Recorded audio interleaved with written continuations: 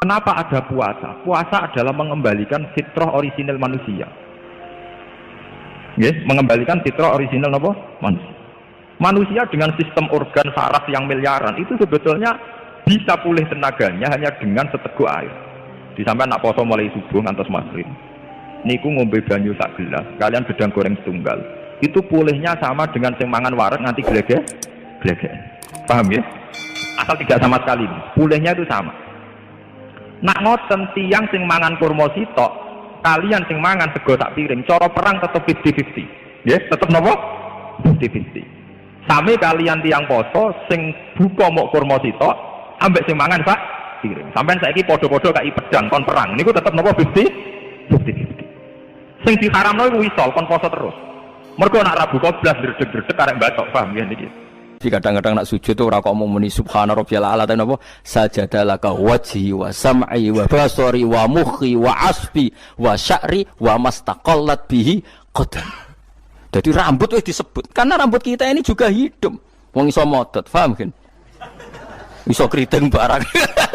Kowe iku bali lho nek sujud mergo. Nabi ku pirsa sujude napa? Rambuté. Paham ya? Tapi kita sujud tuh ya Allah, meneh traweh sing ana sing 8 menit ngono. Aku gak tok. Iku hakikat ngawur. Mbok gedhingi ku kiai, mbok dukung apa-apaan. Itu kita harus bangga. Dengan yang namanya sujud itu harus bangga. Sampai diistilahkan apa? Laula kaya zinatal wujudi ma toba aisi wala wujudi wala taronnam tu napa? Fi sholati wala ruku'i wala andekan ndak ajaranmu ya Rasulullah, saya ini ndak pernah menikmati sujud dan tidak pernah nikmati ruku'. Jadi syarat saya sujud itu ora sekedar kowe metek anggota pitu mboten, harus ada taronnum, harus ada kenikmatan yang luar biasa. Karena sujud ini yang menjadikan kita nanti di surga. Sujud ini yang menjadikan kita layak masuk surga. Sujud ini pula yang menjadikan kita sah disebut umat Nabi Muhammad sallallahu alaihi wasallam. Ciri utama umat Nabi ora kok kemenangan politik atau kemenangan dunia betul, tapi tarohum ruk'an sujud. Umat yang kamu lihat sebagai yang rukuk, sebagai yang sujud. Artinya apa? Kalau Nabi yang soleh diriwayatkan orang soleh, pasti riwayatnya tentang sujud, tentang rukuk. Paham ya? Bareng Nabi diriwayatno LSM sing liberal. Nabi itu tokoh yang menerima semua pihak. Diceritakan Nabi perjanjian dengan orang kafir, kerjasama dengan orang kafir. Yo kok entuk wae dalil. Untuk kondi wae. Aku kadang yo gumun aku sing wong alim ora roh iku roh iku untuk kondi. Aku yo kadang heran. Kadang takok mbek wong. Niku kitab napa? Mbah Gus kula ya jare bar. Mergo aku kitabku ya sak foto-foto kok ora roh. Kono sing kitabe cilik kok. Roh. Ini penting saya utarakan. Mulane kula teng donya, kula nggih di bojo, nggih syukur, di anak nggih syukur. Tapi aku paling syukur kok kita ditakdir napa sujud. Mergo iku yang identitas kita. Ya ayyuhalladzina amanu ruk'u wasjudu wa'budu rabbakum. Kena iman tenan ciri utamane rukuk, ciri utamane sujud. Saiki mboten. Orang tuh ndak nikmati rukuk dan sujud. Bedino sholat tetap ngeluh, ora di duwe utangnya akeh. Mestinya ketika nganggap sujud itu segala-galanya, ditakdir sujud itu senengnya bukan Nabi itu nak nyifati sujud saking senengnya. Hatta takuna sajdatul wahidah khairan minad dunya wa ma fiha. Sehingga satu sujud lebih baik dari dunia dan seisinya. Coba sekarang, nanti kamu di akhirat, identitas kamu yang menjadi sah masuk surga itu hanya sujud kamu. Tapi kita sujud itu biasa wae seakan-akan ndak nikmat Allah yang luar biasa untuk duit akeh. Ini kan markai tenan. Markai tenan, entek oleh markai. Ini apa-apaan? Kan aneh, Allah mengatakan sujud itu spesial, kemudian kita nyifati sujud hal yang biasa. Aneh, berarti kamu mensifati sesuatu tidak dengan sifat yang diberikan Allah dan Rasul. Allah mensifati sujud itu luar biasa. Mulane kula nu salat iku seneng makmum. Kula nak sujud itu nikmat tenan. Ya sujud itu wis ngene iki. Mulane kula nu yakin di antara barokahnya Habib saya itu karena melanturkan beberapa syair yang itu mudawwan itu dibukukan ulama-ulama dulu kayak tadi. Laula kaya zinatal wujudi ma toba aisi wala wujudi wala taronnam tu fi sholati wala ruku'i wala sujudi. Taronnam tu nyanyi-nyanyi kecil. Manane ora sekedar ya tentu ndak nyanyi. Ngono wis dandutan apa sujud boten. Maksudnya itu menikmati. Taronnam itu Kok ora iku sujud perucat gak jelas. Masyaallah ya kok do urip. Kula niku heran. Itu tenang coba. Sekarang sampean lihat surat Fatah yang di akhir. Sifat umatnya Nabi itu apa coba? Tarohum rukkaan sujud. Orang-orang yang kalau kamu melihat aktivitasnya itu rukkaan, melakukan rukuk sujud. Memang kita punya ambisi politik menguasai Indonesia atau apa? Enggak apa-apa. Itu tapi setelah rukuk dan sujud. Bahkan kalaupun kita berpolitik demi supaya rukuk enggak dilarang, sujud enggak dilarang. Semua porosnya demi napa sujud. Mulane surat Iqra dimulai dan ditutup dengan wasjud waktari. Sekarang enggak. Umat Nabi ngomong fadhil sujud itu do pelo. Bu pelo bisu. Ngomong fadhil sujud wis ra iso. Padahal sujud ini yang identitas kita. Kita masuk surga itu karena sujud. Bahkan ketika kita masuk neraka, iku neraka sing rawani iku walam takulin nar atharos sujud. Neraka itu tidak berani makan bekas-bekasnya. Kayak apa kalau yang sujud itu bathuk kamu, tangan kamu, dengkul kamu, terus hati kamu, fisik kamu. Mana nak sujud? Nak cara fikih sujud itu kan sementing anggota pitu nemplek. Gini ku napa al-jabhah wal yaden warukbaten wal qadamen. Berarti pitu kan bathuk sitok, pira gen telapakan loro, dengkul loro, terus apa? Delamaan sikil loro. Kemudian ulama ada mengatakan harus ma'atahamulin yasir, sedikit ditekan. Mbok ukurane nganti ngecap ora roh, pokoke niku ukurane ku ditekan apa? Sedikit. Oke. Tapi sebetulnya kalau kamu fair, itu hanya syarat cara fikih. Nak cara Kanjeng Nabi zaman sugeng nak sujud nganti gituan. Kulo nu cek apal. Ya Allah sajadalaka wajhi wa sam'i wa basori wa mukhi wa asmi wa sya'ri wa mastaqallat bihi qadami. Nabi ku nak sujud, ya Allah, jasad saya ini sujud kepada Engkau. Disebut semua. Sya'ri rambut saya, asbi sumsum saya. Sajadalaka wajhi wa sam'i karwan ya, wa basori wa mukhi sumsum saya, wa asbi sendi-sendi saya, wa sya'ri rambut. Iku nunjukno nek iso ke sujud itu total. Mulane kula suwun iku pentinge wong saleh disejarahno wong napa saleh. Para habaib sing saleh-saleh nak nyejarahno nabi iku sejarah bahwa nabi itu laula kaya zinatal wujudi matoba aisi wala wujudi. Mane umpama ora didikane jenengan uripku ora ana gunane. Matoba aisi uripku ora ana gunane, ora ana enake blas. Wala wujudi wujudku ya ana gunane. Kenapa ora ana gunane? Mergo kula ora iso wala taron namtu fi sholati wala ruku'i wala sujudi. Ya, tapi kowe ora perlu alim paham koyo ngene ora perlu. Wis aku joget tok las ra apa-apa. Sing penting aja wis ra paham malah ngaram-ngaramno bid'ah. Betano. Bocah kok kecangkemane ngono. Tapi kula pastikan, tapi nanti kalau orang soleh enggak diriwayatkan orang soleh, sing dilihat ya sisi-sisi yang tidak khasnya kesalian itu. Taruh saja misalnya gini, Mbak Hamid Pasuruan soleh, Mbak Mun soleh, Mbak Dola Barwani soleh, di sejarah rapati soleh, tamune akeh, diterima semua pihak. Mulane uripe kepenak, mesti ngono oleh nyejarano. Tapi nak sing nyejarano soleh, keselah tetep mulang. Wah alim iso maca kitab takrib, istiqomah maca ihya. Lah kula nak kenal Mbah Hamid ning misanane mbah kula. Santri-santrine sing soleh nyetakno. Mbah Hamid wis ora tau karek iku salat tahajud, nak duha ning kene, senengane maca burda. Bapak kenangane senane dijak ning kamar, dijak ngaji tafsir. Ya mesti seputar kesalehan. Diceritakno wong rapati soleh kebesaran, pamune wae. Wong wong rono pejabat yo. Sopo wae rono. Pokoke top. Top ku manane tamune. Akeh bar. Lah nek ngono ayo presiden, menteri, gubernur tamune akeh. Artis yo tamune. Akeh. Makanya kula kepengin nggih, sejarahnya orang soleh itu orang soleh harus ikut ngomong biar tahu sejarah khasnya antar orang apa? Termasuk tadi nyifati Nabi itu laula kan apa? Ya zinatal wujudi matoba aisi wala wujudi wala taron namtu fi sholati wala ruku'i. Anak kula Hasan tasbihah terus anak kula sing cilik jenenge Milan niku kula kan ngapalo sak nadzuman Imam Syafi'i. Padahal iki alit ya alhamdulillah do apal. Imam Syafi'i iku Imam Syafi'i mu ahli fikih kok sampeyan niku mboten ndekne yo ahli tasawuf ahli hakikat. Niku nadzuman sing kula kan ngapalo niku Imam Syafi'i niku laqad mananta ala qalbi bi ma'rifatin bi annaka wahudul ala'i wal qudusi wa ma taqallabtu min naumi wa fi sinati illa wa dzikruka bainan nafsi wan nafasi Ya Allah, sungguh nikmat engkau itu besar karena engkau memberikan aku satu kenikmatan. Di mana kenikmatan itu saya tahu bahwa engkau adalah Dzul Ala'i wal Qudusi, zat pemberi nikmat dan yang suci. Wa ma taqallabtu min naumi wa fi sinati, kula niku turu ora tau molak-malik awakku. Ora tau molet corong Jawa. Illa wa dzikruka bainan nafsi wan nafsi, kecuali saya ingat engkau di antara nafas-nafasku ini. Itu orang soleh meriwayatkan kesalian. Jadi wa ma taqallabtu min naumi wa fi sinati illa wa dzikruka bainan nafsi wan nafasi. Jadi tapi enggak, sekarang agama itu diceritakan orang-orang yang gila politik, gila kekuasaan.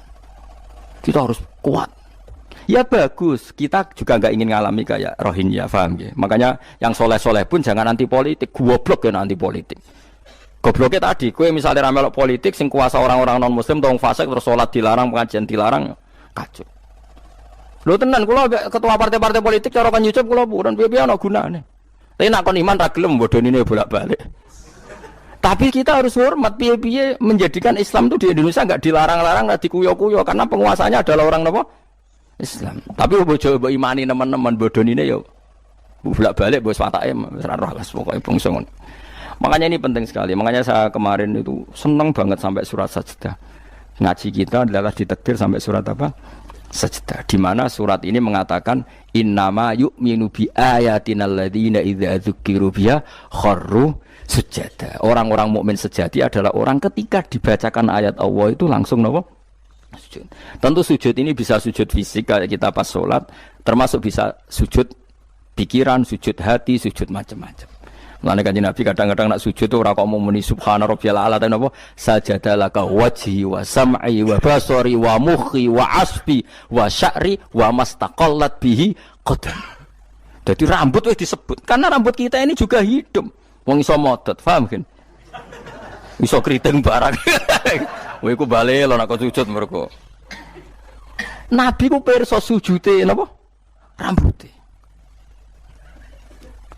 Paham ya? Tapi kita sujud itu ya Allah, meneh traweh sing ana sing 8 menit, aku gak tok. Iku hakikat ngawur. Mbok gedhingi ku kiai, mbok dukung apa-apaan. Tapi wong sing makome ngene iku nek iso iku dadi imam. Kok nate wonten cerita teng daerah kula wong saleh alim dadi imam. Imami Jumatan. Bareng sujud lali. Lho wali wong ngenteni itu lho diarani mati ra mati. Akhire muridé ndudul kok. Mbah sampun. Batal sak Jumatan. Semenjak itu dia mengundurkan diri dari imam nopo. Tapi kowe kan gak ngarah sujud nganti ngono. Mulane wong nak salat iku aja nganggo makome sinten wong khawas. Lan sak kula tiyang-tiyang nak saleh ngimami yo nganggo makom sing adna. Dindekno makome. Lah engko nak pas bengi-bengi tahajud nganggo makom kelas A. Sekali salat iku wis lali. Masyhur. Sampe tak critani salate Kanjeng Nabi nak sholat tu Aisyah turun ning ngarepe. Ya matang-matang ngono ning ngarepe. Ayo Aisyah. Mulai bolak-balik matur, Nabi ku ora digon sholat kok kowe ora. Nek kowe kan digon sholat tapi ora tau sholat. Nabi ku sing digo sholat ya nggon turu niku nggon sare ku digo sholat. Aisyah ya sare teng mriku. Masyhur riwayat hadis iki kok. Jare Aisyah. Oh Nabi nak ngadeg suwe tak sembujuk sikilku tak jelonjorno. Mergo Nabi nak sujud apa nak ngadeg iku. Minimal 200 ayat. Kulhu mau pirang ayat? 200 saya. Ngono cek nangis. Fama marra min ayati adzabin illa sta'adza minhu wala marra bi ayati maghfiratin illa astaghfar wa ma marra bi ayati tasbihin illa sabbaha wala bi ayati tahmidin illa hamada wala bi ayati takbirin illa kabbara. Setiap lewat ayat tasbih dia baca tasbih. Setiap lewat ayat istighfar dia membaca. Jadi misalnya subhisma rabbikal a'la subhanallah subhanaka ya Allah. Mau pas maca ayat in tu'adzibhum fa inna ibaduk ya Allah lakal hamdu wa lakal mulku ya Allah wa ma'fuan nangis. Dadi Aisyah ngerti paling suwe tak sodoro sikilku. Barangku ape sujud lagi sikilku tak tarik, tak pengkeretno. Mulane jare ka'annahu lam ya'rifna qat. Nabi itu ketika ndak salat itu teman kita. Tapi nek wis salat seakan-akan ndak kenal kita. Sampai sahabat itu udah bingung, Nabi be salat ning masjid. Sahabat nyun sewu sing sok kenal sok parek. Nabi itu ya talawan, wajahnya rubah kabeh. Karena hulam ya'rif, Nabi itu tidak kenal kita kalau mau salat. Saking haibahnya mau sowan Allah Subhanahu wa taala. Tapi setelah salat baru Nabi happy. Dan Nabi itu rindu sholat. Masyhur itu Nabi kalau banyak masalah itu sampai takok-takok Aisyah. Ya Aisyah, Bilal kok gak rene-rene. Maksudnya qomat atau azan. Ketika Bilal teko, sopan ya Bilal, arifna bis sholat, arifna bis sholat. Masyhur. Arif ngeke istirahat sira Bilal nak ing kita bis sholat. Ayo Bilal aku nang istirahat no nganggo sholat. Dadi Nabi yang roh donya sumpek. Iku istirahate iku. Mulan sebut wa qurratu aini fis sholat, tenangi hatiku. Nah kok terus di umat ayame di dhuwit iki umat apa? Ya umat sing kumat, ya siku jawaban. Umat sing kumat. Lah ya meskipun kira iso nglakoni, tapi tak critakno nek ke wong saleh iku disejarahno wong saleh. Ben ijek sambung. Dan saiki Rasulullah itu sayyidus sholihin. Sayyidus sholihin sing diceritakno Quran sifate umat iku tarahum ruk'an sujud. Saiki umat sifate tarahum yatlubunal mal wa yatlubuna kadza wa kadza yatlubunal jah wa riyasah. Jadi sok ben cara umpama Quran kok iso dikarang sifatem ora tarahum ruk'an sujud ta sifat umat ngalor ngidul golek duit. Kowe seneng disifati ngono? Gak seneng.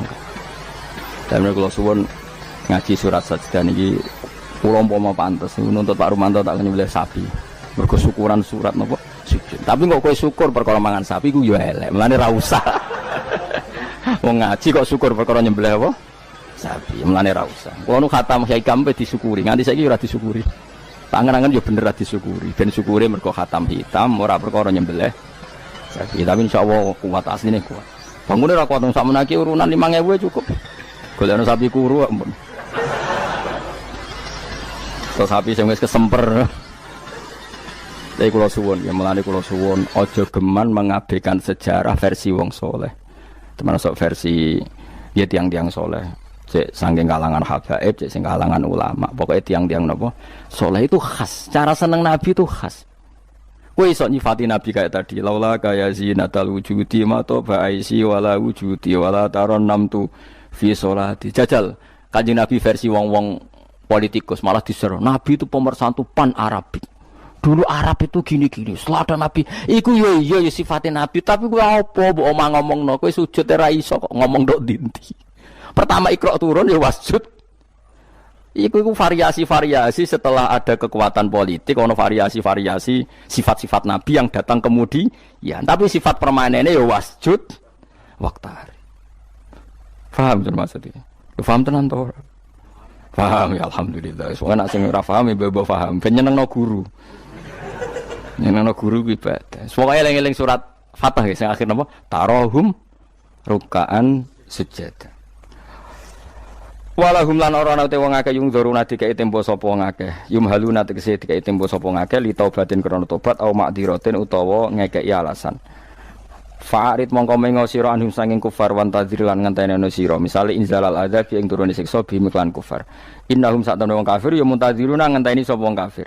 Bika ing sira wong kafir ngenteni misale hadis samautin ing terjadine kematian atau anyare kematian au qatin utawa terjadine pembunuhan. Bismillahirrahmanirrahim. Afaman kana mu'minan kaman kana fasika. Afaman kana mu'minan kaman kana fasikal la yastawun. Ammal ladzina amanu wa 'amilus solihati falahum jannatul ma'wa nuzulam bima kanu ya'malun. Wa ammal ladzina fasaku fama'wahumun nar. Kullama aradu ay yakhruju minha u'idu fiha wa qila lahum dzuqu 'adzaban nar. Dzuqu 'adzaban naril ladzi kuntum bihi tukadzibun. Afaman kana, afaman ana ta utahi wong. Wong sapa wae, kana kang ana sapa man. Ana iku mukminan, iku wong sing mukmin, sing percaya kebenerane Allah lan Rasul. Iku kaman kaya dene wong kana kang ana sapa man iku fasikon, iku wong sing fasik utawa wong sing kafir. Wa baleni malih. Afaman ana ta te wong kana kang ana sapa man iku mukminan mukmin. Manane mukmin ku benerno apa sing digawa Allah lan Rasul. Iku kaman kaya dene wong kana kang ana sapa man iku fasikon iku fasik utawi kafir. La yastawun, ora padha sapa wong mukmin lan wong fasik. Ail mukminuna tekse pira-pira mukmin wal fasiquna lan pira-pira fasik. Ammal ladina amanu anapun te wong sing iman wa amilu lan nglakoni sapa alladzina as-solihati ing pira-pira ngamal saleh. Wong iman lan nglakoni amal saleh falahu mongko iku berhak mongko iku kedue alladzina amanu jannatul ma'wa te entuk swarga kang dadi panggonane utawa swarga-swarga kang dadi nggon panggonane. Nuzulan tur hale tumurun. Hale dadi sogatan, hale dadi penghormatan. Huwa te maknane nuzul ku ma perkara yu adu kang den sogatna apa ma, kang disuguhna apa ma lidhofi krana tamu. Bima sebab perkara kanu kang ana sapa ngake ya malu nang nglakoni sapa ngake. Wa ammal ladina anapun te wong akeh fasaku kang padha fasik sapa ladina. Fasik ku maknane fasik. Temriki fasik bil kufri fasike kelawan kafiran. Wah ini gak apal lho nggih kula kados ngaji kula wingi. Pokoke angger fasik disebut Quran kok ahli neraka kuwi mboten kok fasike sampean mboten ini fasik ringan nggih, fasik medium niki. Fasik sing ahli neraka bil kufri wa takdzibi. Wah apal lho. Wah angger fasik kok ahli neraka mana apa fasik kekafiran lan fasik ngorohno Allah lan apa Rasul. Tapi nek fasik kaya sampean bodoni wae enteng. Dak kok teras swarga ijek-ijek mlebu. Dak kok pager-pager terus napa? Mlebu nggih araf nggih kecantol-cantol mungkin ngono. Mbok jongkrono sithik mun nduk swarga ngono. Oh, angger fasik jelas. Mulane kula wingi ngotot. Ciri khas ahli sunnah niku darani ahli neraka iku kafir. Napa? Mulane mriki fasaku napa bil kufri wa takdzibi. Fasike kelan nglakoni kekafiran lan gorono Allah. Kowe kafir to ora? Mboten. Kowe tau gorono Allah Rasul. Nak bodoni kanca. Bolak-balik lah. Iku urung kafir wenteng. Mergo yo kene tau dibodoni padha wae kan wales-walesan ngono napa? Sesama saling bodoni ya. Enggak usah saling napa dendam. Fasaku bil kufri kelan kekafiran. Dadi ngaten nggih kula terangno nggih masalah madzhab ahli sunnah nggih. Sampeyan kok aja terjebak training aswaja terus. Aswaja trainingnya pokoknya kadang tahlil ahli sunnah atau mboten enten ngoten kaidah ngoten. Sing ngeten kaidah ini tadi, apakah mukmin yang melakukan dosa besar itu kafir apa ndak? Jadi ciri khas ahli sunnah dan ndak itu perdebatannya napa? Mukmin sing murtakibul kabira napa? Mukmin sing murtakibul kabira. Orang mukmin yang melakukan dosa besar itu menjadi kafir apa ndak? Ahli sunnah berpendapat tidak menjadi kafir. Sementara yang khawarij yang lain berpendapat menjadi kafir. Nah, Imam Suyuti, Imam Ghazali, Imam Syafi'i semua itu ahli sunnah. Sehingga kalau ada orang kok ahli neraka, niku mesti maksiate iku bil kufri wa takdzibi. Alasane Imam Syafi'i sak bala-balane niku sak ulama sak kancane niku wong nek wis kadung bener diridani Allah, niku sifate ora kok ora tau salah. Kula baleni malih nggih. Wong nek wis bener diridani Allah, niku sifate ora kok gak tau salah iku ora. Nek Allah seneng kowe, iku statusem wong-wong sing liyukaffirallahu anhum aswa allazi amilu. Engko amal elek iku ndelalah didadekno di sepuro sinten? Allah. Carane piye ya? Carane ku gawe poin. Misale ngaten, sampeyan ngobet wek cawe wedok. Cawe wedok seneng banget kowe. Sementing ke komitmen aja zina. Tapi sampean aja takok kula, berarti SMS-an angsal Gus. Jawel angsal yo aja takok ngono. Tapi nak kowe kasil jawel tok ra zina ku insyaallah barokah ngedohi dosa gedhe sing cilik di sepuro. Tapi aja muni halal. Yo aja muni halal, yo aja lakoni nek iso. Cuma iki cerita. Ana wong seneng cawe wedok banget. Tapi dia ini sukses ninggalno napa? Zina. Tapi ora sukses ninggalo jawil utawa SMS-an misale. Tapi kok jumni halal lho ya. Wong kula ora muni halal kok mbok riwayatno halal. Niki rak ngaji ilmu. Mergo di antara jatah di sepuro iku apa alladzina napa mboten niku intastanibu kaba'ira matun hauna anhu iku nukafir angkum sayiatikum. Nak kowe sukses ngilangi sing gedhe insyaallah muga-muga sing cilik iku di sepuro. Misale kula gubething ruhin, maksimale kan mateni. Mata ini kan dosa gede tak hindari, mau ngenyek tok bocah kriting ndek. Lah iku yen yo dosa ngomentari ngono iku kan Tapi luwih apik timbang gedeng diimplementasekno membunuh. Jadi misalnya gedeng wong, opsi tertinggi kan mateni. Misalnya gak mateni bacok sikile atau bacok tangane kan berat. Wah iki ditinggalo kabeh mau karek ngrasani gremeng nyek. Lah iku lumayan. Senajan to ngrasani ya tetep dosa, tapi lumayan.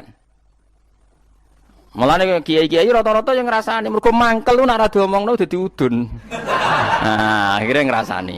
Kiai-kiai anggere mbok tamoni critakno lawan politike, mesti ngrasani to ora? Ngrasani. Mergo nek dimpet ya dadi udun. Tapi ku luwih apik timbang mateni. Misalnya kula kiai yang jenis seperti ini. Roh metode wong seneng Quran lewat konser, lewat MTQ mesti ngritik. Bar wanila ora seneng nek ono MTQ dikritik. Ya ngrasani, tapi apik niate. Lah kok sing seneng MTQ ya ngrasani kiai-kiai sing kaya kula. Wah, wong kok gak gelem siar. Quran niku buta siar, wong Islam buta siar. Ya sak muni-munine lho pokoke. Ikan ya rasan-rasanan. Sampai sementing gak santet-santetan ngono maksude. Lah iku disebut apa? Intajtanibu kaba'ira ma tunhauna anhu iku insyaallah nukafir angkum sayiatikum. Jika kamu sukses meninggalkan dosa-dosa besar, yang kecil insyaallah dimaafkan. Ini penting saya aturkan. Nah, kalau orang baik itu syaratnya tidak pernah dosa, berarti sekali dosa dia jadi kafir. Ini masalah bagi ahli sunnah. Nah, ini penting kalau atur. Mereka ceritanya ngeten ya, wong nak bakate soleh, mabuk ning masjid. Bodoni yo santri, mereka dekne ora duwe kanca geng.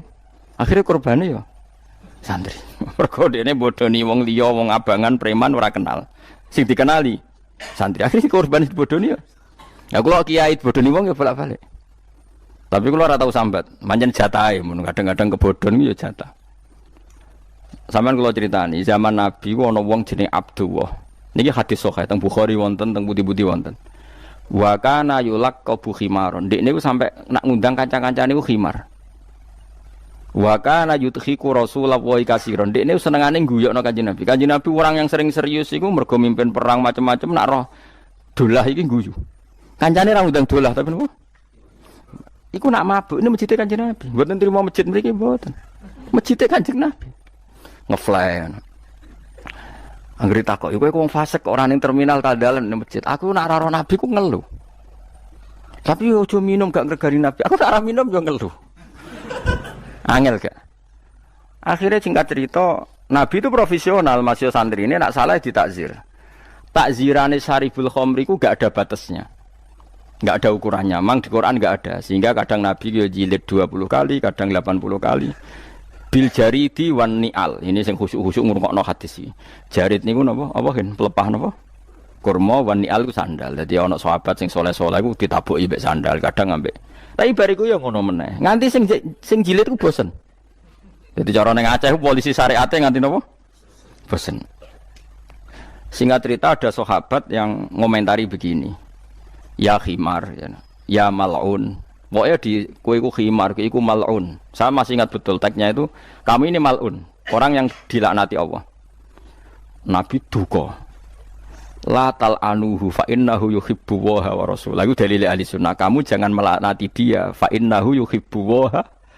Orang ini meskipun peminum arak, itu senang Allah dan Rasul. Saya masih ingat betul takbir yang ada di kitab Ihya. Takbirnya begini, falam yukhrijhu bil maksiati anil mahabbah. Nabi tidak mengeluarkan dia dengan melakukan maksiat dari status mencintai Allah dan Rasul. Sebab itu ahli sunnah sepakat, orang maksiat itu bukan kena sifat atau kena status dia memusuhi Allah dan maksiat itu gawan kita dhaif. Misalnya ngene, kowe ora cah wedok iku eling terus nganti 2 jam. Bareng Allahu Akbar takbir ra eling Allah. Terus berarti lu seneng cah wedok timbang Allah. Wong ambek Allah ora eling mbek cah wedok. Ora iso ngono, kowe seneng cah wedok gawan nafsu yen gak bakat wali. Paham nggih? Akhire eling terus ra iso lali. Allah ora butuh mbok ilingi kowe ya ora keren diparingi lali kowe. Ini penting kula ngajekno. Kula baleni malih. Sama siapa takbirnya di Ihya di beberapa kitab ahli sunnah. Falam yukhrijhu bil maksiyah anil mahabbah. Orang ini tidak dihilangkan sifat mahabbahnya kepada Allah dan Rasul hanya karena nama maksiat. Karena maksiat itu gawan bodoh, gawan lali, gawan ngebet, gawan macam. Misalnya kayak ada anak papat, bojomu setia, katut rondo. Terus ana wong muni ngene, dadi yo katut rondo lali anak bojo, ora lali ora masalah. Cuma ora iso lali rondo, tapi ora lali anak bojo. Wong nyatane dhuwit jadi dibagi jatahe anak yo ono jatahe. Cuma wong sing gedeng darani kowe iku lali anak. Ora lali mulai ditakoki jenenge anake yo jek ro. Kelas pirone yo jek. Cara ditakoki, "Lah kok ora mbok rabi wae?" Sungkan anakku. Lho jek ro ta ora? Ijek, tapi ora iso lali rondo iku luwih anyar misalnya. Nah, yus ngono iku. Selama ini kamu kan ya begitu. Saiki ngene aku takok. Kowe nyebut dhuwit mbek Allah sedina akeh dia ya. Akeh dhuwit. Kerja ya demi dhuwit, ngamuk bojo ya demi dhuwit. Bariku mbok tabung. Ning bank ono, ning plisiran lemari ono, ning kethu ono. Terhormate dhuwit di mana-mana ada yo eling ning kethu yo eling seneng lemari yo eling. Bareng dhuwur pas pergi lali aku jebule wis mentek wektune dhuwur. Terus kowe tak wah berarti menuhankan uang. Enggak ada seperti ini. Apa iku wis persona kita iku dhaif, napa kita niku dhaif. Sehingga ahli sunnah mengatakan semua kesalahan itu ya kesalahan saja, tapi tidak menjadi kafir, tidak menjadi bukan berarti kita tidak cinta Allah dan Rasul. Jadi wong mabuk, kunane kuno wong lani kiai ora oleh gedeng preman teman-teman. Kadang yo ono wong preman, tapi ra iso mungkiri seneng kiai.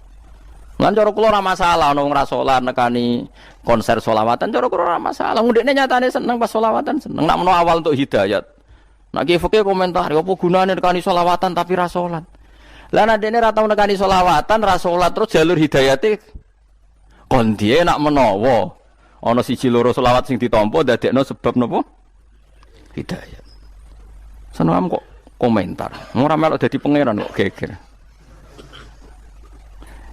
Dadi kula baleni malih, mulane teng mriki angger kitab Ahli Sunnah wal Jamaah sing asli iku angger ana ayate pangeran dawuh fasaku mesti bil kufri wa takdzibi. Dadi dosa fasik sing sebab kekafiran lan sebab gorono Allah lan iku lagi ahli neraka. Harun Ar-Rasyid itu dinasti Bani Abbasiyah. Itu pinter sekali. Ada seorang ustadz yang agak ekstrim. Itu datang ke Harun Ar-Rasyid. Ya Amirul Mukminin, inni nasihun laka famusaddidun alaika. Fala tajidanna alayya fi nafsika syai'an. Saya mau nasihati kamu, tapi saya mohon jangan masukkan hati. Karena nasihat ini penting. Tapi saya akan keras, vulgar. Akan keras, kritik saya akan keras. Karena Anda sebagai Amirul Mukminin tidak pedes. Apa kata Amirul Mukminin Harun Ar-Rasyid? Uskut ya Ustaz. Nah, sebagai riwayat uskut ya jahil. Kamu itu Ustaz bodoh. Tidak usah banyak omong. Terus ditanya, kenapa saya bodoh? Terus dibacakan ayat faqula lahu qawlan layyinan la'allahu yatadzakkaru aw yakhsha. Inna Allaha ta'ala qad arsala man huwa khairun minka ila man huwa syarrun minni. Wa ma'a dzalika qala ta'ala faqula lahu qawlan layyinan. Allah pernah menugaskan seorang yang lebih baik ketimbang kamu, yaitu Musa dan Harun. Musa dan Harun adalah seorang nabi. Kepada orang yang lebih buruk ketimbang saya, yaitu Fir'aun. Itu saja etikanya faqula lahu qaulal lainan. Kamu kalau ngomong yang halus, yang baik, yang berperadaban, kok kamu sama saya mau kasar? Akhirnya ustadznya ternyata pinter kamu, yes pinter aku. Jadi semudah itu. Allah itu menugaskan orang yang lebih baik ketimbang kamu, yaitu Nabi Musa, kepada orang yang lebih buruk ketimbang saya, yaitu Fir'aun. Itu saja ada etikanya. Kok kamu sama saya mau tambah etika? Mau main kasar hanya karena kamu merasa nasihat Anda benar? Jadi gampang sekali memahami Quran. Tapi lagi-lagi memang bagi ahlinya. Tapi ini saya bantu supaya sampean jadi ahli apa? Quran. Ada sekian problem dalam memahami Quran, terutama kalau lewat terjemah. Problem itu bisa gawat betul, memang bukan gawat-gawatan tapi gawat betul. Misalnya ada ayat begini dan terjemahnya pasti begini. Fa'ainama tuwallu fasamma wajhullah. Kamu menghadap mana saja, di arah manapun, di sana ada ridhonya. Itu kalau hanya pakai terjemah, tentu menjadikan kita sholat bisa menghadap ke timur, ke barat, ke utara dan ke apa? Selatan. Saya cerita sedikit tentang asbabun nuzul. Memang tema sekarang tentang asbabun nuzul. Dulu Rasulullah SAW ketika di Mekah itu sholat menghadap Ka'bah. Tapi setelah pindah di Madinah, di mana Madinah itu ada komunitas Yahudi dan Nasrani, Rasulullah itu menghadap ke Baitul Maqdis. Kira-kira 16 bulan. 16 sampai 17 bulan. Semua riwayat itu kisarannya hanya 16 sampai berapa? 17 bulan. Sehingga orang Yahudi itu bilang begini, Muhammad ini baiklah. Meskipun dia membawa agama baru, tapi kiblatnya masih ikut kita. Masih baik kan. Setelah 16 bulan, Nabi diperintahkan Allah untuk menghadap ke Ka'bah. Fawal liwajhaka syatral masjidil haram. Maka orang Yahudi itu berontak. Berontaknya adalah kiblat mereka ditinggalkan. Cara berpikir orang Yahudi itu kiblat mereka ditinggal. Sehingga mereka bilang mawallahum an qiblatihim allati kanu 'alaiha. Apa yang menjadikan umat Islam berpaling dari kiblat Baitul Maqdis. Kemudian mereka provokatif betul. Ini perlu diperjelas. Provokatif.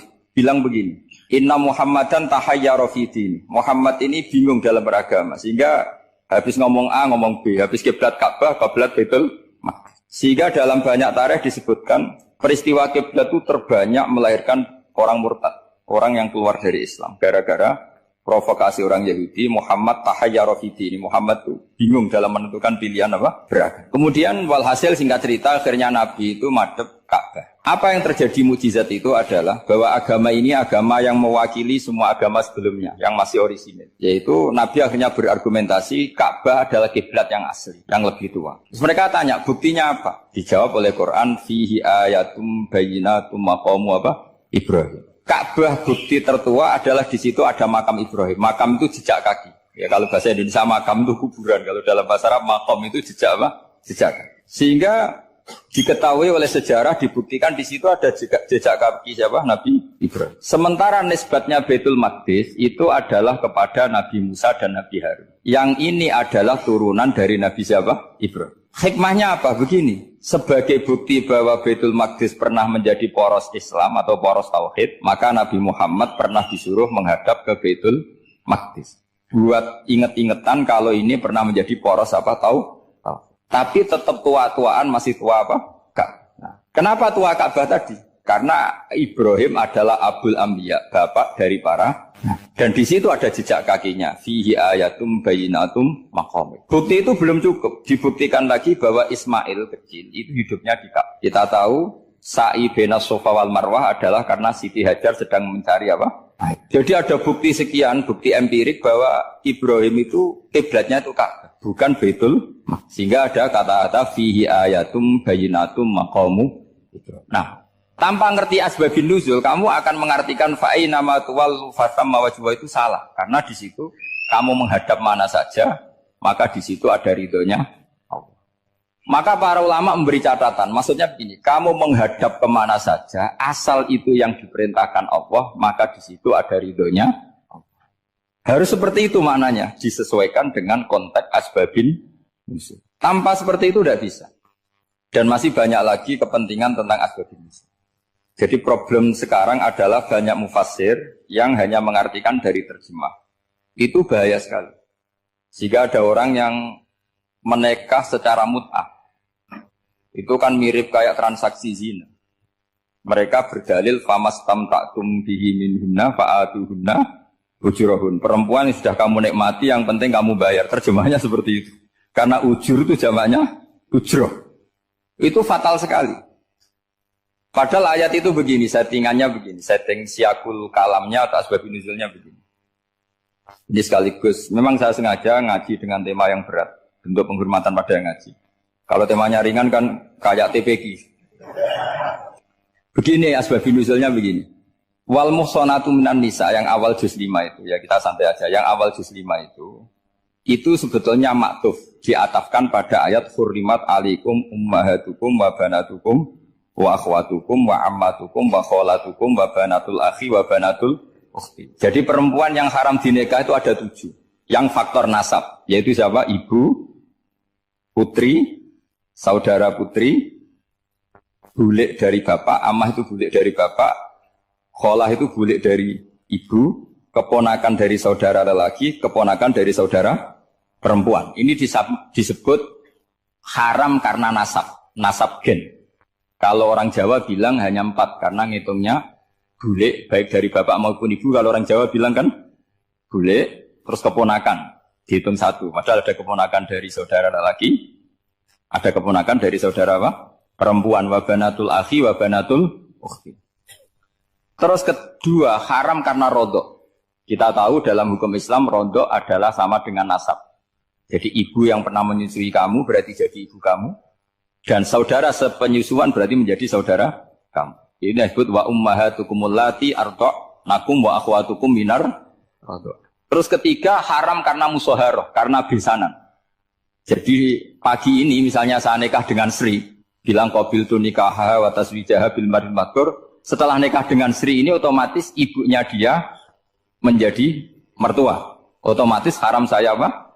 Nikah. Ini namanya haram karena musoharoh. Atau kamu punya anak Zaid. Zaid pagi ini akad dengan Sri. Berarti Sri adalah menantu Anda. Otomatis haram bagi Anda. Itu namanya haram karena musoharoh, karena bisanan. Itu yang disebut waroba haram-haram itu kan saat terus itu wa ummahatu nisaikum. Ibu dari istri-istri kamu. Memang ini agak jelimet, tapi memang syaratnya mufassir harus biasa jelimet. Jangan hanya nyari partai ayat-ayat untuk kepentingan partai. Wah itu ngeri. Kacau Quran dipakai kampanye. Terus itu berarti sudah 3 kan? Haram karena nasab, karena rodok, haram karena musoharoh. Terus yang keempat ini haram yang bukan karena sebab pada seorang perempuan, tapi karena istri orang. Itu disebut wal muhsanatu minan nisa. Haram menikahi perempuan yang masih milik orang lain. Nah, orang lain yang menikahi ini istilahnya Allah adalah lelaki yang menikahi perempuan ini adalah lelaki sing muhsinina ghairu musafihin, secara nikah yang sah. Nah, nikah yang sah itu begini dalam hukum fikih Islam. Saya nikah dengan Sri, kalau hanya akad, itu saya wajib bayar mahar hanya separuh. Jadi kalau saya janji bayar 1 miliar, berarti wajib bayar berapa? 500 juta. Kalau janjinya 100 juta, hanya bayar 50 juta. Itu yang wajib bil akdi. Nanti wajib sepenuhnya nunggu bil jima. Kalau sudah hubungan intim baru wajib 100%. Jadi kalau ada di Jawa, nikah dengan seperangkat alat sholat itu yang atasannya tok, itu wajib karena akad. Nanti bawahnya nunggu setelah hubungan apa? Intim. Nah, ini hukum Quran, bukan hukum saya. Makanya kan wa in talaqtumuhunna min qabli an tamassuhunna, saat terus fanis huma faradtum, hanya wajib bayar setengah. Nah perempuan yang sudah diajak hubungan intim itu kata Allah fa'atuhunna ujurahun, maka wajib kamu bayar penuh. Jadi ayat itu tentang perempuan yang sudah dinikah, kita harus bayar berapa? Harus bayar penuh. Ini penting saya utarakan. Nah, problem kita sebagai orang Indonesia, ini juga problem Pak On, problem semua kiai. Mahar di Indonesia itu nggak bisa dibahas di Quran. Karena keterlaluan, kecilnya itu keterlaluan. Saya ini kan kiai, sering ngakatkan itu sampai bosan, seperangkat alat sholat. Itu ngawur sekali, ini mbak-mbak harus nggak mau gitu. Saya provokasi minimal itu ya berapa? 100 juta berapa? Pantasnya berapa? Pantasnya berapa? 10 gram itu berapa nilainya? Kan 1 gram 500 ribu, baru 5. Ya sudah mendingan itu 10 gram. Quran itu bayangannya gini, sambil latihan, yang hafal-hafal biar latihan. Jangan dapat beasiswa karena hafal tapi nggak jelas juntrungannya. Quran itu bayangannya gini, ini nggak mungkin Quran ini bisa dibaca di Jawa. Wa in aradtum istibdala zawjin makana zawji wa ataitum ihdahunna qintaran fala ta'khudhu minhu syai'a. Jika kamu nikah sama seorang perempuan, kemudian kamu cerai, maka mahar yang sudah kamu berikan jangan ambil lagi. Karena mahar di Arab itu mahal, 100 juta, kadang mobil Alphard, kadang GMC. Sehingga setelah menceraikan tuh kebayang menarik. Kok enak, dulu saya memberikan itu kan karena dapat servisnya, sekarang sudah saya cerai, saya tarik. Kalau mahar di Indonesia kan seperangkat alat sholat. Jadi gak kebayang ada kalimat fala ta'khudhu minhu syai'a, jangan ambil lagi. Kebayang ngambil aja enggak? Apalagi kalau nikahnya sudah 2 tahun kan sudah lusuh, sudah. Tapi kalau di Arab itu kebayang karena mahal. Makanya orang Arab suka nikah orang Indonesia karena murah. Jadi bahasa kintoron itu harta yang enggak ternilai. Wa ataitum ihdahunna kintoron. Kok yang enggak ternilai? Mahal betul. Itu pernah saya hitung, ada yang mahar itu 400 juta, ya sekira segitu. Nah makanya setelah dicerai, Allah memperingatkan setelah kamu kasihkan, ya jangan minta lagi. Kenapa kepikiran minta? Karena jumlahnya besar. Kalau di Indonesia kepikiran nggak minta. Nggak kepikiran, saking kecilnya. Seperangkat alat sholat, kadang 1 juta. 1 juta itu setelah hubungan intim. Sebelumnya yang wajib hanya 500. Itu kan nggak kebayang. Makanya susah ngartikan Quran di Indonesia, kadang susah. Karena kadang terlalu. Itu pernah Sayyidina Umar radhiyallahu anhu pernah bilang begini. Wahai para perempuan, mahar itu jangan mahal-mahal. Kasihan para lelaki. Itu ada perempuan alimah, ya orangnya alim betul. Itu usul langsung gini, ya Amirul Mukminin, laisa dzalika laka ya Amirul Mukminin. Waqad qala ta'ala wa atiitum ihdahunna qintaran. Kamu hanya seorang Amirul Mukminin, tidak berhak bikin aturan pembatasan mahar. Allah saja tidak batasi. Kenapa kamu batasi? Sehingga dulu yang namanya nikahnya Sulaiman Agung atau Jamaluddin siapa Ratu Agung, kalau hadiah ya sampai tas mahal itu. Ini kan dari bahasa Arab mumtaz mahal. Mumtaz itu istimewa, mahal itu tempat. Dia punya istri yang sangat dicintai, dikasih hadiah mumtaz mahal. Terus ilat Jawa jadi apa? Tas mahal. Itu sama Mujidulil Albab kalah. Itu kalau cerai kan kepikiran minta lagi. Dikasihkan yang baru. Tapi kalau di Indonesia tidak mungkin. Karena apa tadi? Seperangkat alat sholat. Udah gitu nyari yang murah lagi. Yang bagus kitanya, bungkusnya yang bagus. Maka nggak mungkin kita maknani Quran tanpa mengenal yang bernama asbabin. Karena makna ayat itu bisa kacau kalau kita tidak tahu asbabin. Yaitu kayak tadi makna fa'ina ma tuwallu fasamma wajhu. Itu maknanya kan kamu menghadap mana saja, boleh saja di sana ada ridhonya Allah. Berarti kan bisa ke timur, ke selatan, ke utara, ke barat. Itu bahaya betul. Sehingga kata ulama harus mengkaji asbabin. Supaya porsi ayat ini sampai semana jauhnya itu kita tahu. Tanpa tahu itu tidak bisa. Begitu juga menyangkut kiblat. Sekarang saya tanya, kemarin kan ramai dulu juga menang. Kiblat semuanya diukur dengan GPS, terus beberapa masjid dikomentari salah. Karena diukur pakai apa? GPS. Kalau dalam bahasa falak disebut yaumarosdil kiblat. Memang bisa diilmoni. Tapi pertanyaannya begini, dari awal Allah ngendikan fawal liwajaka syatral masjidil haram. Kamu yang penting sholat itu menghadap masjid. Masjid itu ya bangunan. Sehingga kata Ibnu Abbas yang diriwayatkan banyak ulama mengatakan Al-Ka'bah kiblatun li ahlil masjid wal masjid kiblatun li ahlil haram wal haram kiblatun li ahlil masyriq wal maghrib. Jadi kalau orang di dalam masjid kiblatnya harus Ka'bah. Di luar masjid kiblatnya asal bangunan Masjid Haram. Tapi di luar sini kayak di Indonesia boleh semua tanah. Kenapa begitu? Kata Ibnu Abbas karena Quran turun bilisanin Arabiyyin mubin. Jadi kalau orang Jogja kalau mau ke Jakarta arahnya kemana? Barat. Itu sebetulnya ketika Anda ke barat itu persis Jakarta apa bisa saja pasnya itu Pangandaran. Tapi orang itu akan bilang kalau ke barat ya ke Jakarta. Meskipun presisi Anda tepatnya di Pangandaran. Nah kiblat seperti itu asal orang menghadap ke barat itu orang sudah bilang ke nggak usah sedetail misalnya harus pas Ka'bah. Saya pernah debat sama tim ahli Kemenang. Nggak bisa Gus, sekarang ada JPL harus tepat Ka'bah. Terus saya bilang gini, kalau teori Anda benar, berarti semua masjid luasnya maksimal 16 meter. Ka'bah itu luasnya hanya 16 meter. Berarti Masjid Ulil Albab yang pojok sana sama pojok sana, kira-kira itu ya sudah tidak kena Ka'bah. Kalau harus tepat, Ka'bah itu kan diameternya hanya 16. 16 sampai 18 kalau nggak salah. Berarti semua masjid kalau ingin tepat Ka'bah harus pas 16. Kalau terlalu luas pilihannya harus cekung. Kan jadi aneh. Makanya saya itu sering Pak, dulu saya ini biasa debat fikih. Kalau di tradisi pesantren namanya Basul Masail. Saya punya teman yang paling kurang ajar, yang paling saya kenang dalam panjang sejarah. Dulu itu kalau debat fikih itu ya seru. Kalau aturan fikih kan gini, soft paling baik itu kan soft pertama. Baru kedua, baru ketiga. Yang paling keren kan soft awal, soft. Terus teman saya bilang gini Pak, ya kalau gitu gini aja Gus, desain masjid itu memanjang utara selatan. Biar semuanya soft awal. Gara-gara didesain begini kan ada soft 2, soft 3. Apa susahnya? Kita bikin mulai awal supaya masjid itu memanjang utara apa? Selatan. Supaya semuanya soft awal. Ya kalau ada hukum ya diimplementasikan dalam desain bangunan katanya. Itu kan kacau.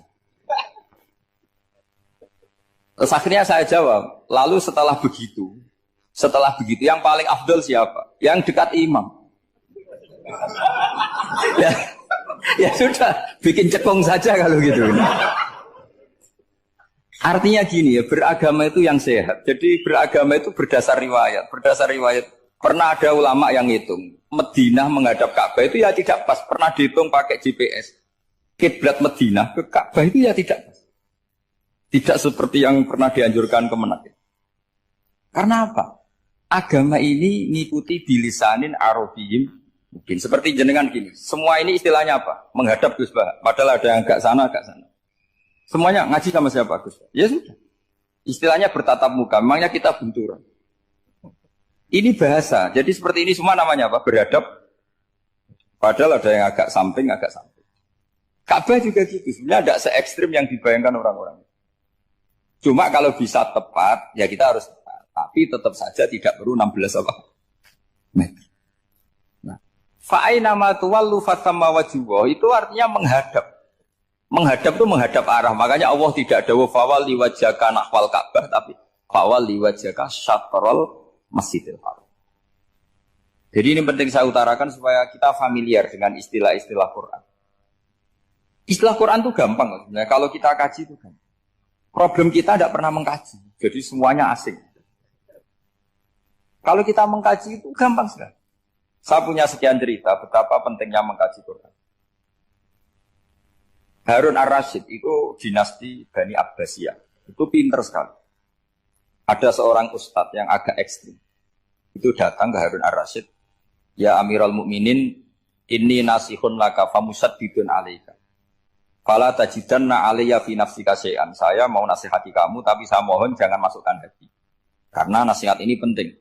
Tapi saya akan keras, vulgar. Akan keras, kritik saya akan keras. Karena Anda sebagai Amirul Mukminin tidak pedes. Apa kata Amirul Mukminin Harun ar-Rasyid? Uskut ya Ustaz. Sebagai riwayat uskut ya jahil. Kamu itu Ustaz bodoh, tidak usah banyak omong. Terus ditanya, kenapa saya bodoh? Terus dibacakan ayat faqula lahu qawlan layyinan la'allahu yatadzakkaru aw yakhsha. Inna Allaha ta'ala qad arsala man huwa khairun minka ila man huwa syarrun minni. Wa ma'a dzalika qala ta'ala faqula lahu qawlan layyinan. Allah pernah menugaskan seorang yang lebih baik ketimbang kamu, yaitu Musa dan Harun. Musa dan Harun adalah seorang nabi. Kepada orang yang lebih buruk ketimbang saya, yaitu Fir'aun. Itu saja etikanya faqula lahu qaulal layyinan. Kamu kalau ngomong yang halus, yang baik, yang berperadaban, kok kamu sama saya mau kasar? Akhirnya ustadznya ternyata pinter kamu, yes pinter aku. Jadi semudah itu. Allah itu menugaskan orang yang lebih baik ketimbang kamu. Yaitu Nabi Musa. Kepada orang yang lebih buruk ketimbang saya, yaitu Fir'aun. Itu saja ada etikanya. Kok kamu sama saya mau tambah etika? Mau main kasar hanya karena kamu merasa nasihat Anda benar? Jadi gampang sekali memahami Quran. Tapi lagi-lagi memang bagi ahlinya. Tapi ini saya bantu supaya sampean jadi ahli apa? Quran. Meskipun ngajinya sebulan sekali. Sudah sebulan sekali tidak punya kitabnya. Sudah. Jadi ulama dulu kalau belajar Quran itu gampang. Saya berkali-kali cerita, yang kitab saya baca di rektorat namanya Sajaratul Ma'arif. Itu kalau cerita bikin judul itu enak sekali. Babuna fil ibad bikullil bilad. Bab seseorang di mana saja hidupnya harus bermanfaat. Terus dalilnya itu hanya mengutip makalahnya Nabi Isa, wa ja'alani mubarakan ainama kuntu. Ciri utama seorang nabi apa? Saya di mana-mana adanya berkahi orang. Jadi berkah bagi orang lain. Maksudnya tidak jadi problem bagi orang lain. Artinya kamu hidup entah di Jogja. Seperti Pak Ono orang Jember. Saya orang Kembang. Hidup di Jogja manfaat. Di Jember ya manfaat. Di mana-mana manfaat. Saya pernah di Korea seminggu ya manfaat. Saudara kita TKI yang di Korea ya manfaat. Di sana bikin masjid. Bikin apa. Karena ngendikane Allah menceritakan Nabi Isa siapa? Wa ja'alani mubarakan ainama kuntu. Saya adalah orang yang di mana-mana berkah. Artinya manusia eksistensinya harus seperti itu. Hidup di mana saja berkah. Gampang sekali memahami. Pernah Imam Syafi'i ditanya, kalau kamu nggak kehilangan air atau nggak ada air di satu daerah, cari-cari dulu sampai nggak ketemu. Setelah nggak ketemu air, baru kamu boleh tayam. Imam Syafi'i ditanya, apa dalilnya harus mencari dulu? Kalau nggak ada air ya langsung tayamum saja. Kenapa harus nyari-nyari dulu? Jawabnya Imam Syafi'i itu gampang sekali. Qala ta'ala falam tajidu ma'an. Kemudian kamu tidak menemukan air. Di mana-mana tidak menemukan setelah mencari. Kalau belum mencari, namanya tidak tahu. Kan ayatnya kan falam tajidu ma'an. Kemudian kamu tidak menemukan air. Tidak menemukan tuh nyari dulu apa langsung ambil sikap? Nyari dulu baru kesimpulannya tidak ketemu. Kalau belum pernah nyari namanya tidak tahu. Segampang itu ulama dulu memahami Quran karena konstruksinya utuh. Yaitu mereka tahu betul bahwa Quran itu bilisanin Arabiyyin. Ketika Futuhat Syam. Syam dulu itu dikuasai tentara Romawi. Era Sayyidina Umar Futuhat. Yerusalem dikuasai tentara Islam. Itu awal Sayyidina siapa? Umar radhiyallahu anhu. Ketika Futuhat mau ada pesta besar-besaran. Tapi Umar menolak. Ketika menolak, kenapa Anda menolak? Beliau hanya baca ayat Innallaha ta'ala ayyara qauman faqala adhabtum thayyibatikum fi hayatikumud dunya. Allah itu mengkritik satu komunitas kaum yang zaman di dunia menghabiskan semua kenikmatan. Maka kita tidak perlu syukuran besar-besaran. Jangan-jangan jatah kita di akhirat kita habiskan di dunia. Itu adhabtum thayyibatikum fi hayatikumud. Semudah itu. Semudah itu ulama. Rasulullah pernah dahar, pernah makan. Makan karena 3 hari gak makan, cara di Indonesia gak makan nasi, gak makan daging, sudah lama sekali. 3 hari Nabi hanya makan kurma dan air putih. Pernah Nabi gak makan roti sampai 3 hari.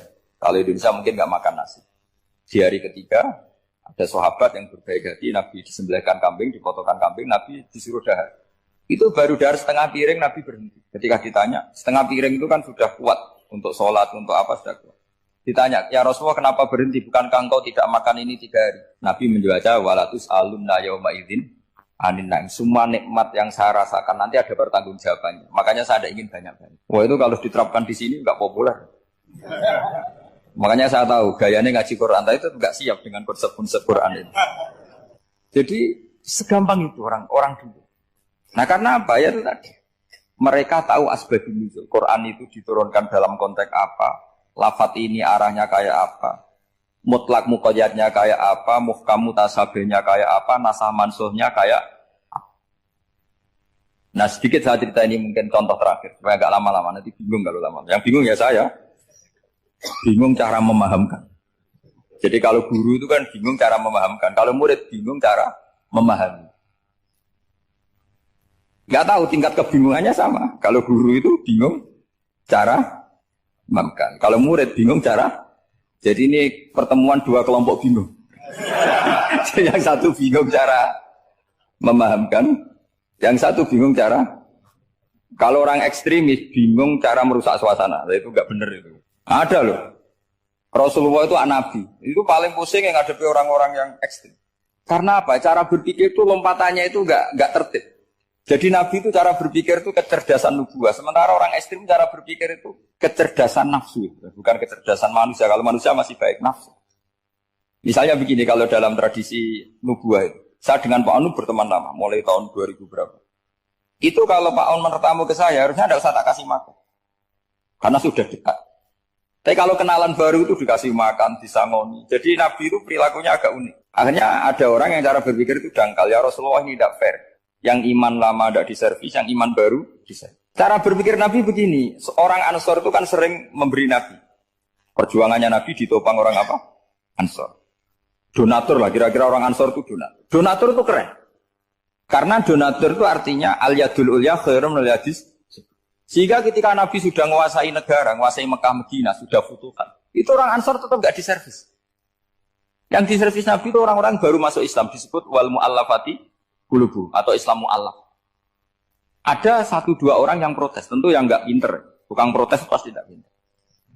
Wong iskal-iskalnya sendiri, otaknya enggak sampai-sampainya sendiri, orang lain disuruh jawab.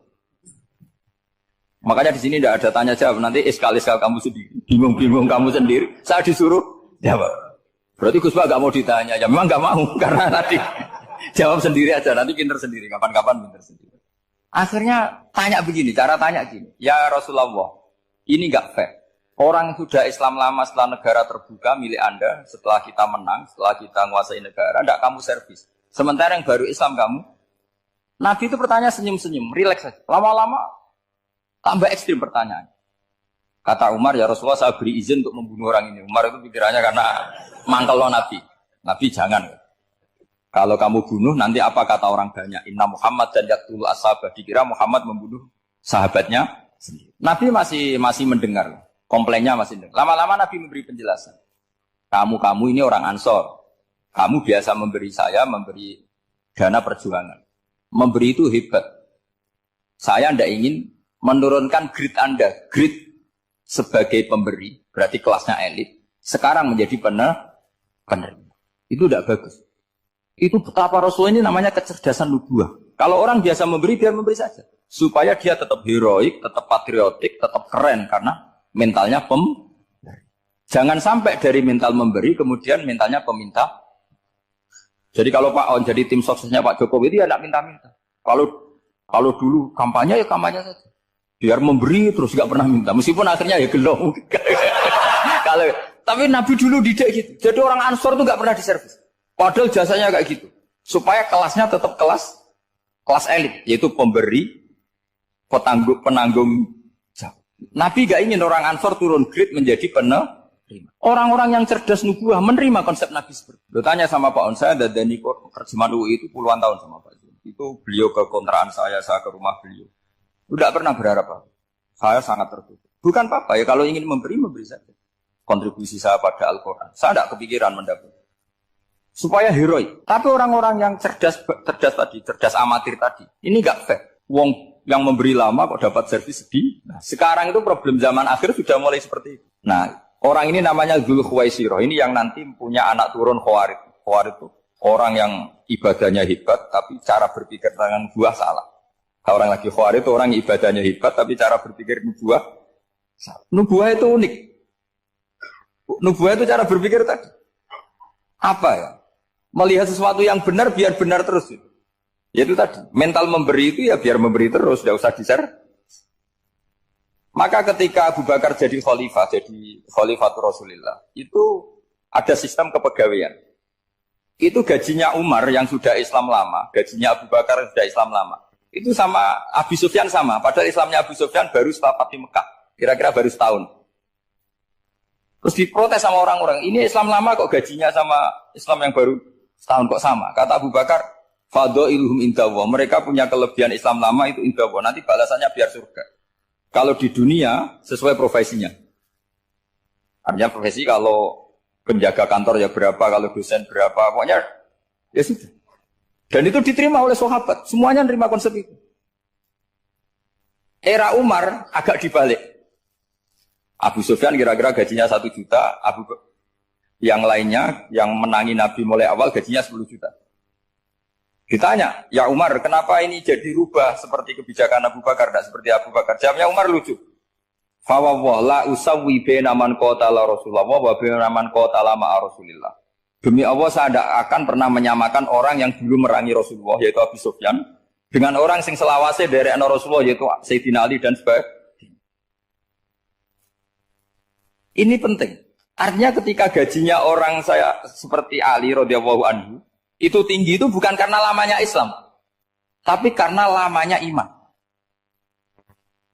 Jadi mulai dulu ijtihad itu ada dan dulu dia biasa saja. Karena tadi ada kecerdasan nubuah. Saya ulang lagi, ada kecerdasan apa? Sekarang itu kecerdasan tomak atau kecerdasan nafsu. Itu kalau sampai ngaji kitab tasawuf, itu bab bakhil itu tidak ada. Menurut kitab tasawuf, medit itu tidak ada, kikir itu tidak ada. Yang ada itu tomak. Tomak itu berharap dikasih orang lain. Sampean pernah enggak bilang kalau artis-artis di Jakarta kikir? Tidak pernah kan? Karena kamu tidak pernah ingin diberi. Tapi kalau kamu punya pacar karena kenal tidak pernah ditraktir, oh pacar saya kikir. Karena kamu ingin diberi. Pernah enggak kamu hukum orang lain kikir yang enggak kenal? Padahal tidak pernah memberi kamu. Apa ya? Karena kamu tidak pernah ini. Coba sekarang kamu saya tanya, ini latihan cerdas. Definisi kikir itu apa coba? Enggak pernah memberi kamu kan? Artis-artis Jakarta, tokoh-tokoh nasional pernah enggak memberi kamu? Enggak kan? Tapi enggak pernah kamu vonis kikir. Karena kamu enggak pernah tomak. Tapi pacar kamu, kok amin ditraktir terus? Atau istri kamu, atau mertua kamu, kok enggak ngasih warisan, kamu bilang kikir enggak? Sebabnya kikir betul apa karena kamu tomak, berharap? Tomak. Maka di kitab tasawuf itu enggak ada bab kikir, yang ada bab tomak.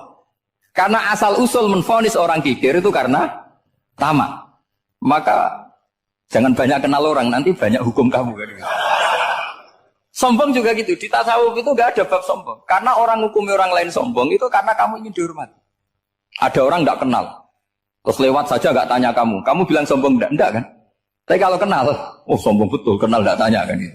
Jadi tasawuf itu sisi unik dari terus ingin kenal Pak Jokowi ingin jadi menterinya, nanti kenal rektor ingin jadi pegawainya. Ketika nggak diturutin, bilang Pak Rektor kikir. Tapi orang lain ya kak pernah berharap, mungkin nggak menvonis Pak Rektor atau Pak On ini kikir, enggak kan? Berarti vonis kikir itu status orang itu apa nggak kesampaian niat kamu? Memang agak jelimet ilmu tasawuf itu, tapi itu unik. Itu bagian dari khazanah apa? Islam. Makanya Rasulullah itu sering isti'adah minta perlindungan wa min toma'in fi ghairi matma'in. Ya Allah, saya tidak ingin berkeinginan yang tidak layak. Coba kamu protes negara itu karena apa?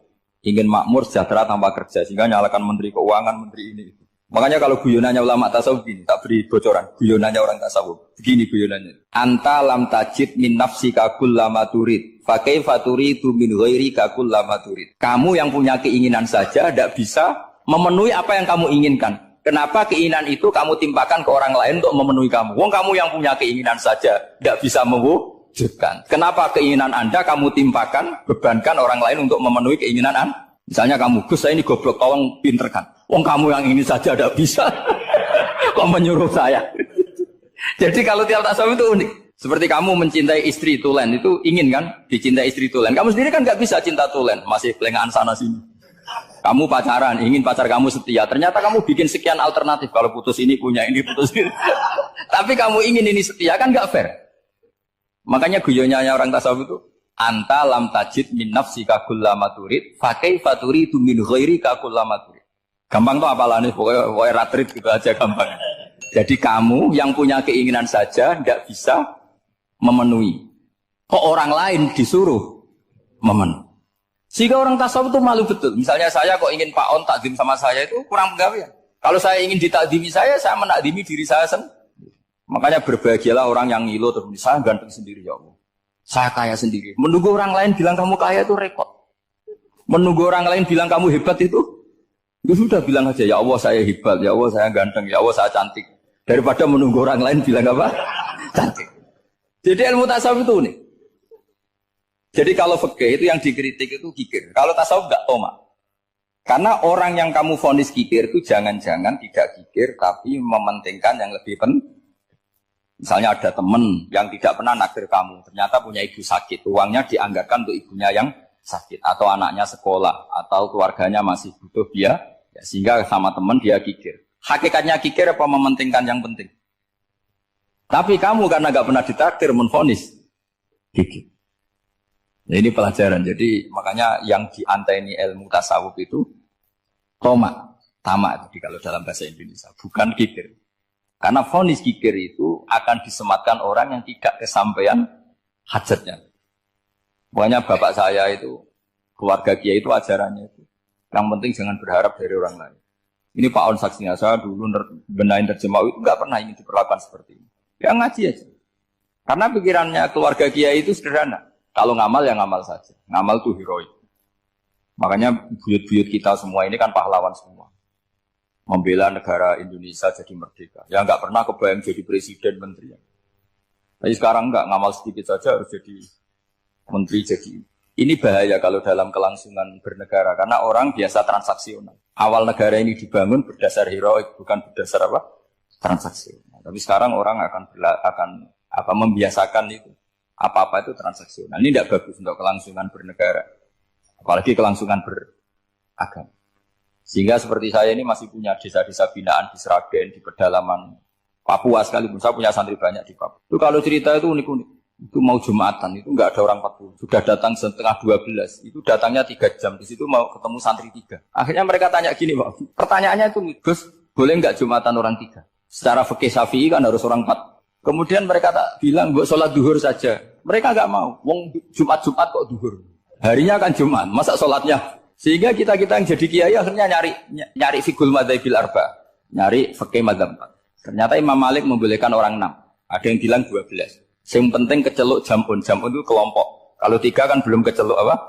Belum disebut apa? Oh. Ini penting saya utarakan supaya kita berjuang itu bukan karena selfie seperti ini. Tapi yang namanya dakwah itu menjadikan orang tidak tahu menjadi tahu. termasuk kepada desa-desa tertinggi.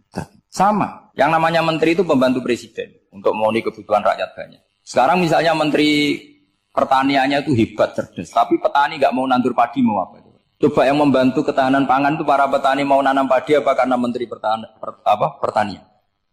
Karena petani mau nanam. Ya sudah GR saja, kita pembantu presiden semua. Karena ikut menyumbangkan ketahanan pangan. Tapi kamu kan nggak digaji, kita keren, ngamal tanpa harap gaji. Ini penting supaya Anda itu nggak hati kecil gitu. Ikut menyumbang negara tanpa ingin dapat gaji. Keren nggak? Nah itu nubuah. Apa? Nubuah. Orang Ansor itu seperti itu. Sehingga ketika Rasulullah wafat dan ada kompetisi kepemimpinan, itu orang Ansor gak ikut. Sudah kita makmum saja, silahkan dibagi di saking baiknya orang Ansor. Nah, makanya saya ulang lagi ya. Kecerdasan nubuah ini yang gak difahami orang Khawarij. Orang Khawarij cara berpikir yang kerja banyak harus dapat banyak. Sementara kecerdasan nubuah enggak. Yang biasa memberi, terus memberi saja. Ini saya baca supaya dapat berkahnya ulama-ulama dulu. Karena ini dikarang oleh ulama yang dipakai rujukan seluruh dunia. Begini, qala Ibnu Taimiyah, ma'rifatu sababin nuzuli yu'inu ala fahmil ayat. Jadi mengenali asbabin nuzul itu membantu memahami secara benar ayat itu. Karena tadi kalau ayat itu dipotong, itu maknanya bisa kacau kayak tadi famastam ta'tum bihi minhunna fa'atuhunna ujurahun. Kalau diterjemah itu kan mendukung kawin mut'ah. Kalau terjemahnya saja perempuan siapa saja yang pernah kamu nikmati, yang penting kamu bayar. Itu kan aliran sesat dan menyesatkan. Itu konteks asbabun nuzul tidak seperti itu. Perempuan yang sudah menjadi istri kamu, seolah lagi perempuan yang sudah menjadi istri kamu, jika sudah kamu hubungan intim, maka maharnya harus dibayar penuh. Tapi kalau belum hubungan intim, maharnya hanya wajib separuh. Fanisfu ma faradtum illa ayafuna aw ya'fu alladhi biyadihi uqdatun nikah. Tapi tadi kalau di Indonesia gimana Gus? Ya itu yang repotnya. Maharnya itu tadi mau kena atasan dan apa? Bawahan. Wah kacau kalau di Indonesia. Sehingga kita bingung kalau dalam logika Arab kan gitu. Bayangannya kalau cerai, kata Allah fala ta'khudhu min syai'at. Harta yang sudah kamu berikan ke istri jangan diambil lagi. Sampai dilarang ngambil tuh karena jumlahnya banyak sehingga kepikiran ngambil. Kalau di Jawa nggak usah dilarang sudah tidak akan ngambil karena rukuhnya sudah lulus. Itu susahnya baca Quran di Jawa. Karena dari awal maharnya terlalu apa? Kecil. Terus beliau Imam Suyuti termasuk di sini menyontohkan yang pasti salah kalau difahami yaitu tadi ayat apa itu fa'ina matuwalu fastamanawa wajib. Jadi beliau terus meringatkan betapa pentingnya mengenali asbabin nuzul. Karena asbabin nuzul itu gampang. Saya ulang lagi, asbabin nuzul itu gampang. Gampangnya begini ya, kan ada satu peristiwa. Misalnya begini, Rasulullah itu kan mengkritik penuhanan Lata dan Uzza. Berhala-berhala itu dituhankan, dikritik sama Rasulullah. Kemudian mereka begini, karena mereka biasa personifikasi Tuhan. Muhammad, kalau Tuhan itu tidak Lata Uzza dan itu terbuat dari batu, lalu Tuhan Anda itu dari apa? Amin fiddotin audabin. Lalu Tuhan Anda ini dari emas apa dari perak? Karena mereka nggak bisa membayangkan Tuhan tanpa dipersonifikasi. Terus Allah menurunkan qul huwallahu ahad, Allahus somad, lam yalid wa lam yulad wa lam yakul lahu kufuwan ahad. Karena otaknya mereka sudah begitu, yang namanya Tuhan itu harus dipersonifikasi. Cerita yang paling unik gini Pak On, ada bos Islam, ada bosnya TKI yang baik. Mereka mengizinkan pekerjanya sholat. Bareng sholat tuh diingeti ke atas ke bawah, kok gak ada arcanya. Sehingga setelah sholat dibilang, apa saya berikan berhala sekalipun? Karena gak kebayang ada orang sholat kok tanpa berhala, tanpa Tuhan. Yang kamu sembah itu mana? Kok gak ada? Apa tak belikan? Jadi unik. Nah teman saya yang satu unik lagi. Dia termasuk pegawai Garuda. Yang derekno saya ke Korea itu orang pegawai Garuda. Dia karena orang kaya biasa ke Eropa kemana-mana itu. Singkat cerita dia sholat di mall. Karena nganggep Korea itu sudah negara maju kayak Eropa. Setelah sholat di mall pas asar itu. Security-nya nelpon polisi. Pak polisi di sini ada ritual teroris. Jadi kalau menamakan sholat itu ritual. Jadi artinya apa? Ritual-ritual yang kita lakukan itu macam-macam cara pandang. Orang ateis itu kan Cina kan Korea itu kan ya Cina lah, Korea, Jepang, RRC itu kan sipit. Itu ya yang namanya ibadah sembahyang harus ada patungnya atau ada arcanya atau ada benda-benda. Orang Islam kan nggak ada sama. Makanya mereka itu kok bisa? Problemnya kita, saya ulang lagi, ini problemnya. Problemnya kalau ada itu ya repot. Begini misalnya, ini masih tentang asbabun nuzul. Ini contoh terakhir, tentang masih asbabun nuzul. Umar radhiyallahu anhu, sahabat Umar itu kalau mencium hajar aswad itu sambil gedumel. Tidak berdoa, tapi gedumel. Masyhur. Itu ada di Bukhari. Alim tu annaka hajarun la tadurru wa la tanfa. Walau la anni ra'aitu Rasulullah wa qabbalaka ma qabbaltuka. Saya tahu loh. Nyium hajar aswad dicium, tapi sambil gedumel. Saya tahu loh, kamu hanya batu, gak mandoroti, gak manfaati. Kamu jangan GR, saya cium itu jangan GR. Kalau saja saya tidak melihat Rasulullah mencium kamu, maka saya ada sudi nyium kamu. Dah gitu aja. Itu tiap nyium hajar, itu tidak doa. Kalau kamu kan gak minta kaya, minta macam-macam. Kalau Umar malah gedumel. Nah kenapa demikian? Itu ada asbabun nuzulnya. Umar itu saksi sejarah. Ketika Rasulullah Fathi Mekah, Nabi kan tawaf terus mencium hajar. Itu di belakang masih banyak orang kafir. Kebetulan Umar masih di sana. Sudah Islam Umar, tapi dia di belakang. Dengar orang-orang kafir, Muhammad itu tua aneh. Katanya melarang nyembah batu. Ternyata dia nyembah batu. Jadi Nabi nyium hajar aswad itu dikira nyembah. Katanya ngelarang nyembah batu, tapi dia kok nyembah batu. Karena Nabi mencium hajar aswad. Nah karena untuk menghilangkan stigmasi itu, Umar tiap nyium hajar aswad ngomong gitu. Kan ada sound system, mungkin jadi sound system. Supaya jelas bahwa penciuman ini bukan karena menyembah. Artinya mudah sekali kenapa Umar ngomong gitu. Karena asbabun nuzulnya seperti itu. Coba kalau kamu tidak tahu asbabun nuzul, Umar maksudnya gimana? Gak doa, gak apa kok malah ngomong gitu kan. Tapi kalau kamu tahu asbabun nuzul Umar itu yang mendengar komentar orang sama ketika kita tawaf itu kan 3 pertama kan kita lari-lari kecil. Itu ceritanya juga gitu. Rasulullah itu hidup di Medina, terus diterkenalkan miskin. Medina itu kota wabak, kota penyakit, endemik. Dulu Medina, Yasrib itu kota endemik. Sehingga kata orang kafir-kafir Mekah, yaji ulihadal bait kaumun qad wahanat huma Yasrib. Nanti akan datang satu komunitas kaum yang sudah lemas karena kena penyakit TBC dari Yasrib. Nabi dengar itu, makanya terus bilang ke para sahabat, tunjukkan kalau kamu kuat dengan cara lari 3 kali. Terus pakai pakaian yang kelihatan maco, yaitu yang dipakai lelaki-lelaki. Bahunya dikelihatan. Nah, setelah Rasulullah wafat, Umar menggantikan beliau setelah Abu Bakar. Umar bilang gini, sebetulnya tawaf seperti ini, yaitu lari pertama 3 putaran pertama lari dan memperlihatkan pundak seakan-akan orang maco itu sudah enggak perlu. Karena alasan itu sudah tidak ada. Tapi ini tinggalan Rasulullah, maka jangan rubah ya tetap seperti ini. Akhirnya meskipun sudah tidak ada alasan tadi menjawab stigmasi orang kafir, tetap tawaf seperti itu. Jadi memang agama itu unik. Kadang kita harus tahu alasannya, tapi alasan itu kalau menjadi mahatul hukmi, pijakan hukum sah.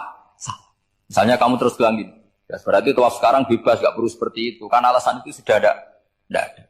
Nah di sini pentingnya riwayat. Riwayat itu begini, logikanya sudah nggak ada, tapi kaifiah itu, cara itu masih kita terus. Dan itu memang, saya ulang lagi, harus tahu asbabun nuzul. Saya beri contoh ya misalnya, wa idza darabtum fil ardi falaysa 'alaikum junahun an taqsuru minas shalah. Terus ayatnya di mana? In khiftum ayyaftinakumul ladzina kafaru. Jika kamu pergi dalam keadaan takut ditangkap orang kafir atau takut diculik orang kafir, maka kamu boleh mengqasar salat. Itu jelas ada ayat in khiftum ayyaftinakumul ladzina kafaru. Jika kamu takut diculik orang kafir. Sehingga ketika Ba'da Fathi Mekah, setelah Mekah dikuasai Islam, Umar tanya, "Ya Rasulullah, kenapa engkau masih salat qasar? Bukankah kita sudah aman?" Waqad qala ta'ala in khiftum ayyaftinaakumul ladzina kafaru, Allah ngendikan boleh mengqasar itu kalau dalam kondisi takut. Waqad kunna fi amrin, sekarang kita sudah aman. Jawabannya Rasulullah itu unik. Ya Umar hadhihi shadaqatun faqbalu shadaqah. Ini sedekahnya Allah, bonus, sudah terima aja, enggak usah catatan-catatan gitu. Sehingga era Umar ya ada lagi yang tanya Umar ke gitu. Kata Umar, sa'altu dzalika Rasulullah sallallahu alaihi wasallam faqala hadhihi shadaqatu wa faqbalu shadaqah. Sudah ini bonus dari Allah, terima saja. Ini kan unik. Padahal kalau secara disiplin ilmu kan begini. Kamu boleh mengqashar salat kalau dalam bepergian dan dalam keadaan takut. Logika hukumnya kalau tidak takut tidak usah. Sama seperti begini. Kamu kalau pergi jauh seperti saya Pak On, itu ngosor sholat apa enggak ngosor kan? Alasannya kalau kosor itu, kalau pergi itu masyakot, repot. Sekarang pergi kita pakai Alphard, pakai Innova, bawa uang, disupirin, itu masyakot enggak? Enggak kan? Tetap boleh jamaah enggak? Boleh. Sebenarnya kamu jamaah itu karena pengetahuan hukum apa karena enak jamaah? Kalau alasannya masyakot, kan sekarang sudah ada. Enggak repot. Ya sudah pakai hadis tadi, ini hadiah, terima saja. Jadi makanya agama itu riwayat. Tapi ada saja ulama yang agak balik loh. Agak balik lagi, banyak juga ulama misalnya duwe gawe, ibunya sakit terus ribet jamak sholat. Kenapa? Ribet ngurmat ibu. Makanya ada saja kiai yang duwe gawe mantu itu terus jamak sholat, tapi jangan ikuti. Tapi ada saja karena alasannya jamak itu karena apa? Repot. Ya ada saja, tapi ya jangan ditiru. Cuma saya ini cerita analisis hukum itu memang agak-agak unik. Jadi tadi kadang Nabi itu ditanya, ya Rasulullah kita dulu boleh jamak qashar ini kan karena in khiftum ayyafinakumul ladzina kafaru, takut diancam orang kafir. Sekarang aman, kenapa tetap jamak? Jawabannya Nabi, ini hadiah, terima saja. Ya ada sahabat yang bantah, kenapa Nabi? Allah itu zat yang baik, kalau sudah ngaji bonus nggak pernah ditarik lagi. Makanya Nabi kalau berdoa itu unik. Ya. Siapa yang disiksa di dunia karena dosanya, fawahu akramu min ayyus sanniya uqubatahu fil akhirah. Kalau ada orang salah kok di dunia sudah dikasih sanksi, Allah itu lebih mulia untuk mengulang nanti di akhirat. Akram itu Allah terlalu mulia, maksudnya orang kepikiran wis males ya selesai, tidak akan di. Kalau sampean kan enggak, masih ingin lagi. Jadi itu cara berpikir apa? Nubuwah. Jadi berpikir nubuwah itu beda. Ada orang pas sujud diinjek sama orang fasik, diinjek, kemudian si yang sujud tadi, wawah la yaghfiru wallahu laka, demi Allah tidak akan ngampuni kamu. Itu langsung Allah memberi wahyu sama Nabi di zaman itu. Bilangin yang sedang sujud itu, dia harus minta maaf sama saya, kata Allah. Mangdalladzi yata'alla ala fulan, dia bersumpah bahwa Allah tidak akan memaafkan orang, itu harus diralat. Nabinya iskal, kenapa ya Allah? Yang Tuhan itu saya ini punya sifat dua, bisa menyiksa dan bisa memaafkan. Kenapa dia milih sifat saya satu tidak memaafkan? Akhirnya apa? Orang yang nginjek tadi sama Allah dikasih tobat dan jadi orang soleh. Jadi itu makanya kamu nggak boleh jadi orang ekstrim nyifati Allahnya satu. Nggak boleh, Allah tetap bisa yaghfiru liman yasha wa yu'adzibu man yasha. Sifatnya Allah dua ya tetap dua, nggak boleh kamu pilih satu. Misalnya kamu kan biasanya gini, yang ghafur untuk kamu, yang sadidul uqab untuk orang lain. Mesti kelakuannya sama kan begitu. Nggak boleh seperti itu. Rasulullah kayak apa bencinya sama Wahsy? Karena Wahsy itu qatilu Hamzah. Yang membunuh Sayyid Hamzah siapa? Itu bencinya bukan main Rasulullah. Sampai maksud-maksud Wahsy. Tapi sama Allah malah diturunkan ayat laisa laka minal amri syai'un aw yatuba alaihim aw yu'adzib. Muhammad, meskipun kamu kekasih saya itu tidak wilayah kamu, maafkan atau enggak, terserah saya, kata Allah. Ternyata betul, malah Wahsy dikasih tobat. Nah sekarang enggak, orang itu nyifati Allah sama orang lain sadidul iqab, kalau sama dirinya enggak boleh seperti itu. Allah ya sifatnya tetap. Jadi boleh kamu misalnya berdoa, ya Allah mbak yang cantik itu semoga dapat jadi istri saya. Mbaknya juga boleh berdoa, ya Allah naudzubillah min dzalik. Jadi ini adu kekuatan, nanti terserah nanti Allah pihak yang mana. Kayaknya pihak yang perempuan mungkin. Karena kasihan kan kalau cantik dapat orang apa? Jelek. Saya tuh andaikan boleh fatwa fikih, yang saya haramkan tuh orang jelek dapat orang jelek. Karena kasihan anak-anaknya, tahu-tahu jelek banget. Jadi kan kasihan itu. Jadi dalam Islam itu seperti itu. Jadi apapun benci kita sama musuh kita, Allah bisa saja memperlakukan musuh kita secara baik. Karena Allah itu yaghfir. Tetapi kita harus sifati Allah yaghfiru liman yasha wa yu'adzibu. Jangan karena kita benci seseorang seakan-akan Allah sama dia pasti menyek. Itu yang dicontohkan Allah kepada Rasulnya. Itu beliau tidak cocok sama Wahsy, malah Wahsy dikasih petunjuk. Makanya terus ada ayat apa? Laisa laka minal amri syai'un aw yatuba alaihim aw yu'adzib. Muhammad tidak wilayah kamu, saya menentukan mengadab atau mengam. Makanya rata-rata kiai ulama itu halim. Orang halim itu rileks. Layinal janib, tidak gampang menvonis orang lain. Biar Allah tetap dengan sifatnya yaf'alu ma yasha, bahwa Allah bisa melakukan apa saja. Soal kamu benci sama seorang, benci saja atas nama kamu. Jangan nyatut-nyatut Allah. Misalnya kamu cinta seseorang, wah ini yang calon presiden ini harus jadi presiden. Ternyata Allah menghendaki jadi menteri, mau apa? Ya Allah ya falumaya sak mau apa coba? Yang kiai atau Pak On, GPAI, pantasnya kan menteri agama itu Pak On. Tapi kalau Pak yang takdir gitu mau apa? Ya sudah, Allah ya falu. Santai. Itu rileksnya ahlul ilmi, ya sudah santai saja. Ini negaranya Allah, ini kerajaan Allah, ini buminya Allah, ya Allah biarin ya falu. Mas, jadi Tuhan Allah kamu yang repot. Jadi Tuhan itu Allah kamu yang repot. Ya Allah biar tetap ya falu. Mayasa Allah boleh yaghfir liman yasha wa ya'tibu mayasa. Alhamdulillah utawi sakabehane puji kulillahi kagungane Allah ala silatihi ing atase peparing Allah. Jadi sing pertama maca silah napa? Ala silatihi ing atase peparing Allah. Mulane darani silaturahim penyambung rahim. Menan nyambung rahim iku nek iso yo ngekeki. Ora mau titip salam tok. Wong iso ya. Suma salam wahi mongko nuli te salam ya Allah lan iki ma'a sholatihi. Ya, jadi yang pertama silah pemberian atau peparing, yang kedua apa? Salat. Ala nabi yang ngatasi nabi ja kang rawuh sapa nabi bitauhid lawan beto tauhid. Waqat arolan teman-teman dadi udo. Aro uryanan udo apa dinu agama udo anit tauhid saking tauhid. Jadi maksudnya ketika nabi rawuh semua yang mengatasnamakan sebagai agama niku pun terlepas saking napa tauhid. Jenapa waqat arad dinu anit tauhid, dadi kepada Nabi Muhammad yang datang membenahi tauhid yang sesungguhnya saat itu agama-agama yang lain meskipun mengatasnamakan agama tapi sudah telanjang atau terkosongkan dari apa? Jadi resikone tauhid iku luwih apik timbang nuruti rasa. Mana kula bolak-balik fatwa bolak-balik matur. Agama ora iso dikawal mek khusyuk. Khusyuk itu kadang-kadang malah ngrusak agama. Senajan to barang apik napa? Kudu nomor 1 ku ilmu napa? Ilmu. Kok khusyuk itu nomor 2. Misalnya contoh gampang ini. Perasaane wong khusyuk. Mulane kula seneng sampean ra khusyuk. Senajan to aku yo ngerti ra krana ilmu, pokoke seneng. Mesti watak no. Watak ya turunan macam-macam. Agama nak digawa wong khusyuk, iku mesti perasaane ngene.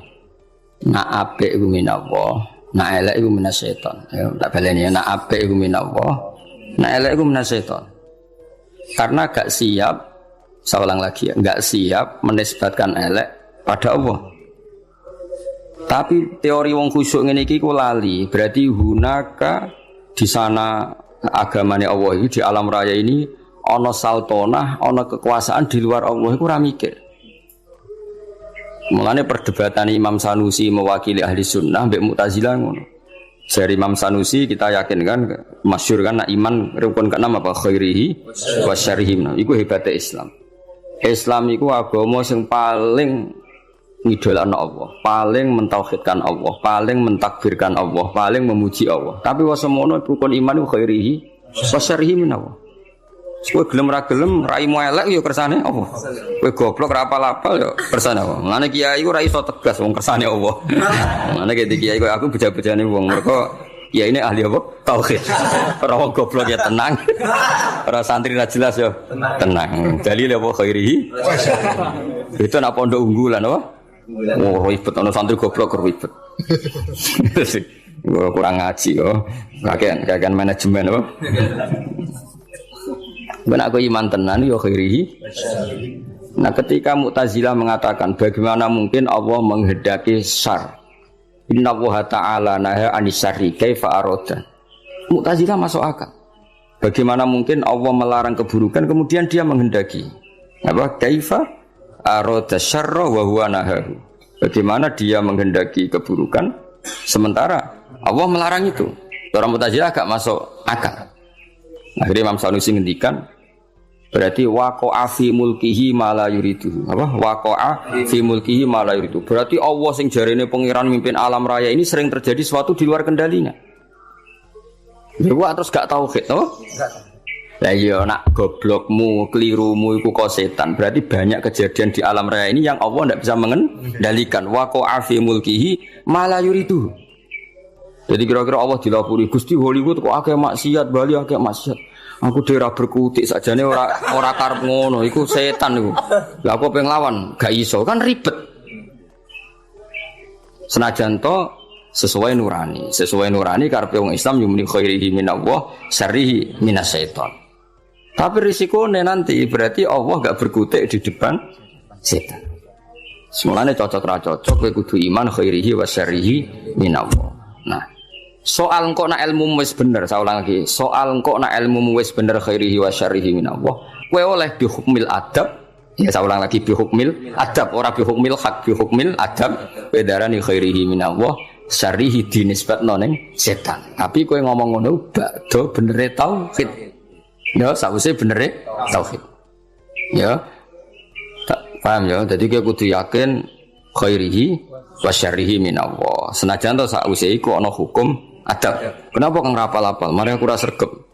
Kadang-kadang kenapa rapal-apal? Wis turunan. Pokoke kapan-kapan ngomong ngono gak apa-apa. Senajan to ning atimu wis ditulis ning kodok.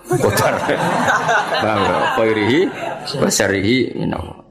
Ya eling-eling. Jadi umpama agama dikawal mek khusyuk mesti darani khairihi minallah syarrihi minasyaiton. Resikone tadi waqa'a fi mulkihi ma la yuridu. Jadi gamane pangeran ning gone Mekah sapa Allah, ning gone Madinah Allah, ning Hollywood ora Allah wong gak di kekuasaan ning kono. Kan ngeri. Ada kerajaannya Allah kemudian penguasanya setan dan yang menentukan perilakunya setan. Lha iku ra tauhid. Ngomong ngono iku jenenge gak. Iku mirip faham-faham Persia, ya ana Tuhan Yazdan, Tuhan apa Ahroman, ada Tuhan gelap, ada Tuhan sinar. Nah, di akhirnya jadi sanawiyah orang yang berpaham dua mirip filsafat Yunani dhisik, ada Tuhan apa nur, ada Tuhan kegelap. Nah, agama enggak mau seperti itu, agama kudu tauhid, khairihi wasyarrihi. Ya, jadi mulane aku ora iso tegas mbek kowe mesum paulet wis ora iso tegas. Kene tauhide wis bener kok. Khairihi syarrihi minallah. Kowe kerinter ya kersane Allah, giyoblok ya kersane Allah. Paham ya? Senajan to kok ibu-ibu rontok sosiologi, rontok iso ngamati. Kenapa goblok kok? Mari aku rasa sregep. Kenapa gak lanyang? Jarang deres. Kadang-kadang ngomong kenapa turunan, kadang-kadang kurang wesel. Pokoknya gak apa-apa lah. Tapi kok kabeh hukumil adab, wah. Tetap hakikate iku khairihi wa syarrihi minallah. Paham ya? Jadi wong iku ora oleh ngawal Islam mbek khusyuk. Agama iki tau ana prahara mergo paham-paham khusyuk. Ane khusyuk iku sausé ilmu. Kaya apa rusake agama iki tau dipimpin khawarit angger wong salah kafir, wong salah. Apa kiai khusyuk ora iso ngaji itu mesti rusak.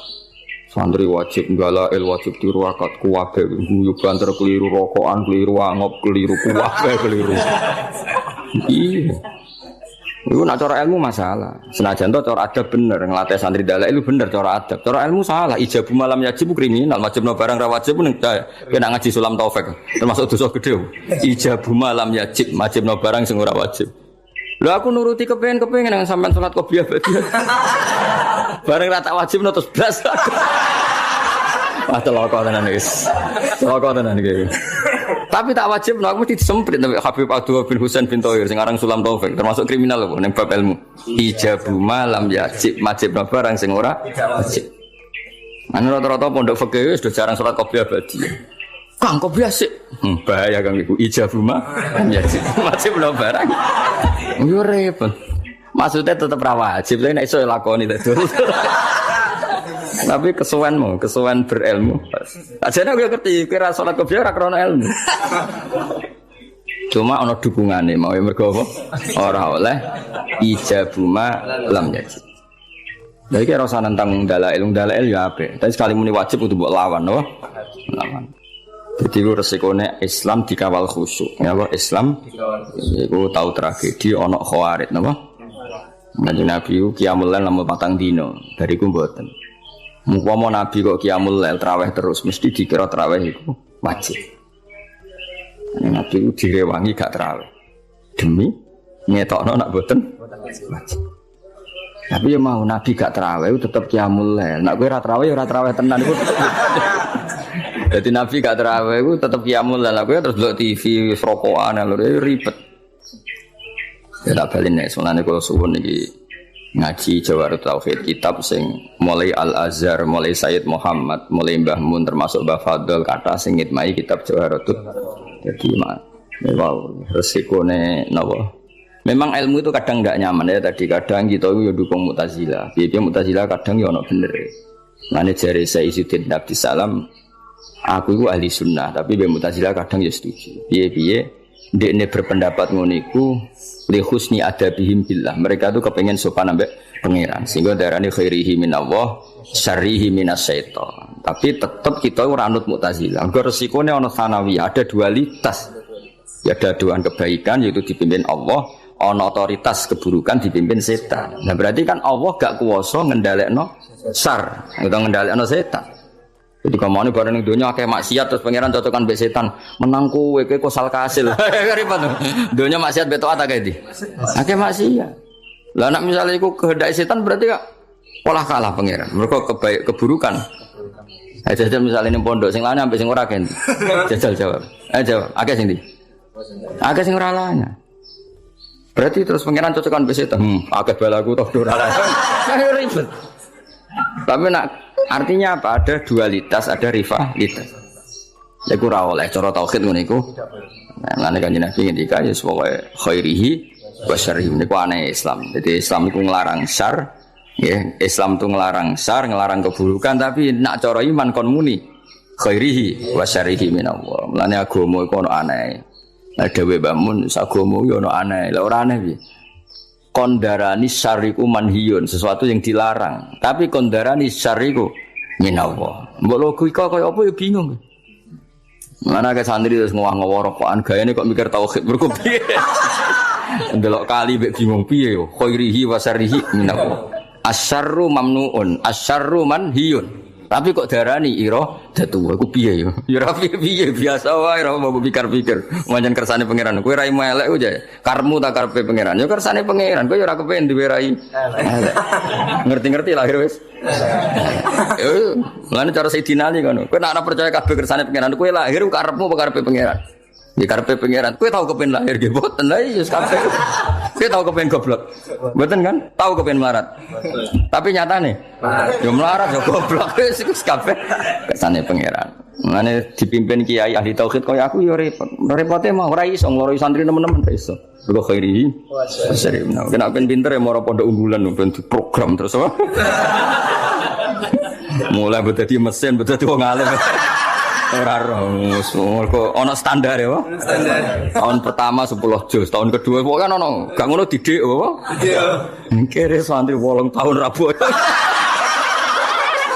Ribet. Iku wis makom tauhid to. Makom tauhid. Iku khairihi wa syarrihi. Mane iki kok kula seneng ana alumni lapor pegatan ya sewante.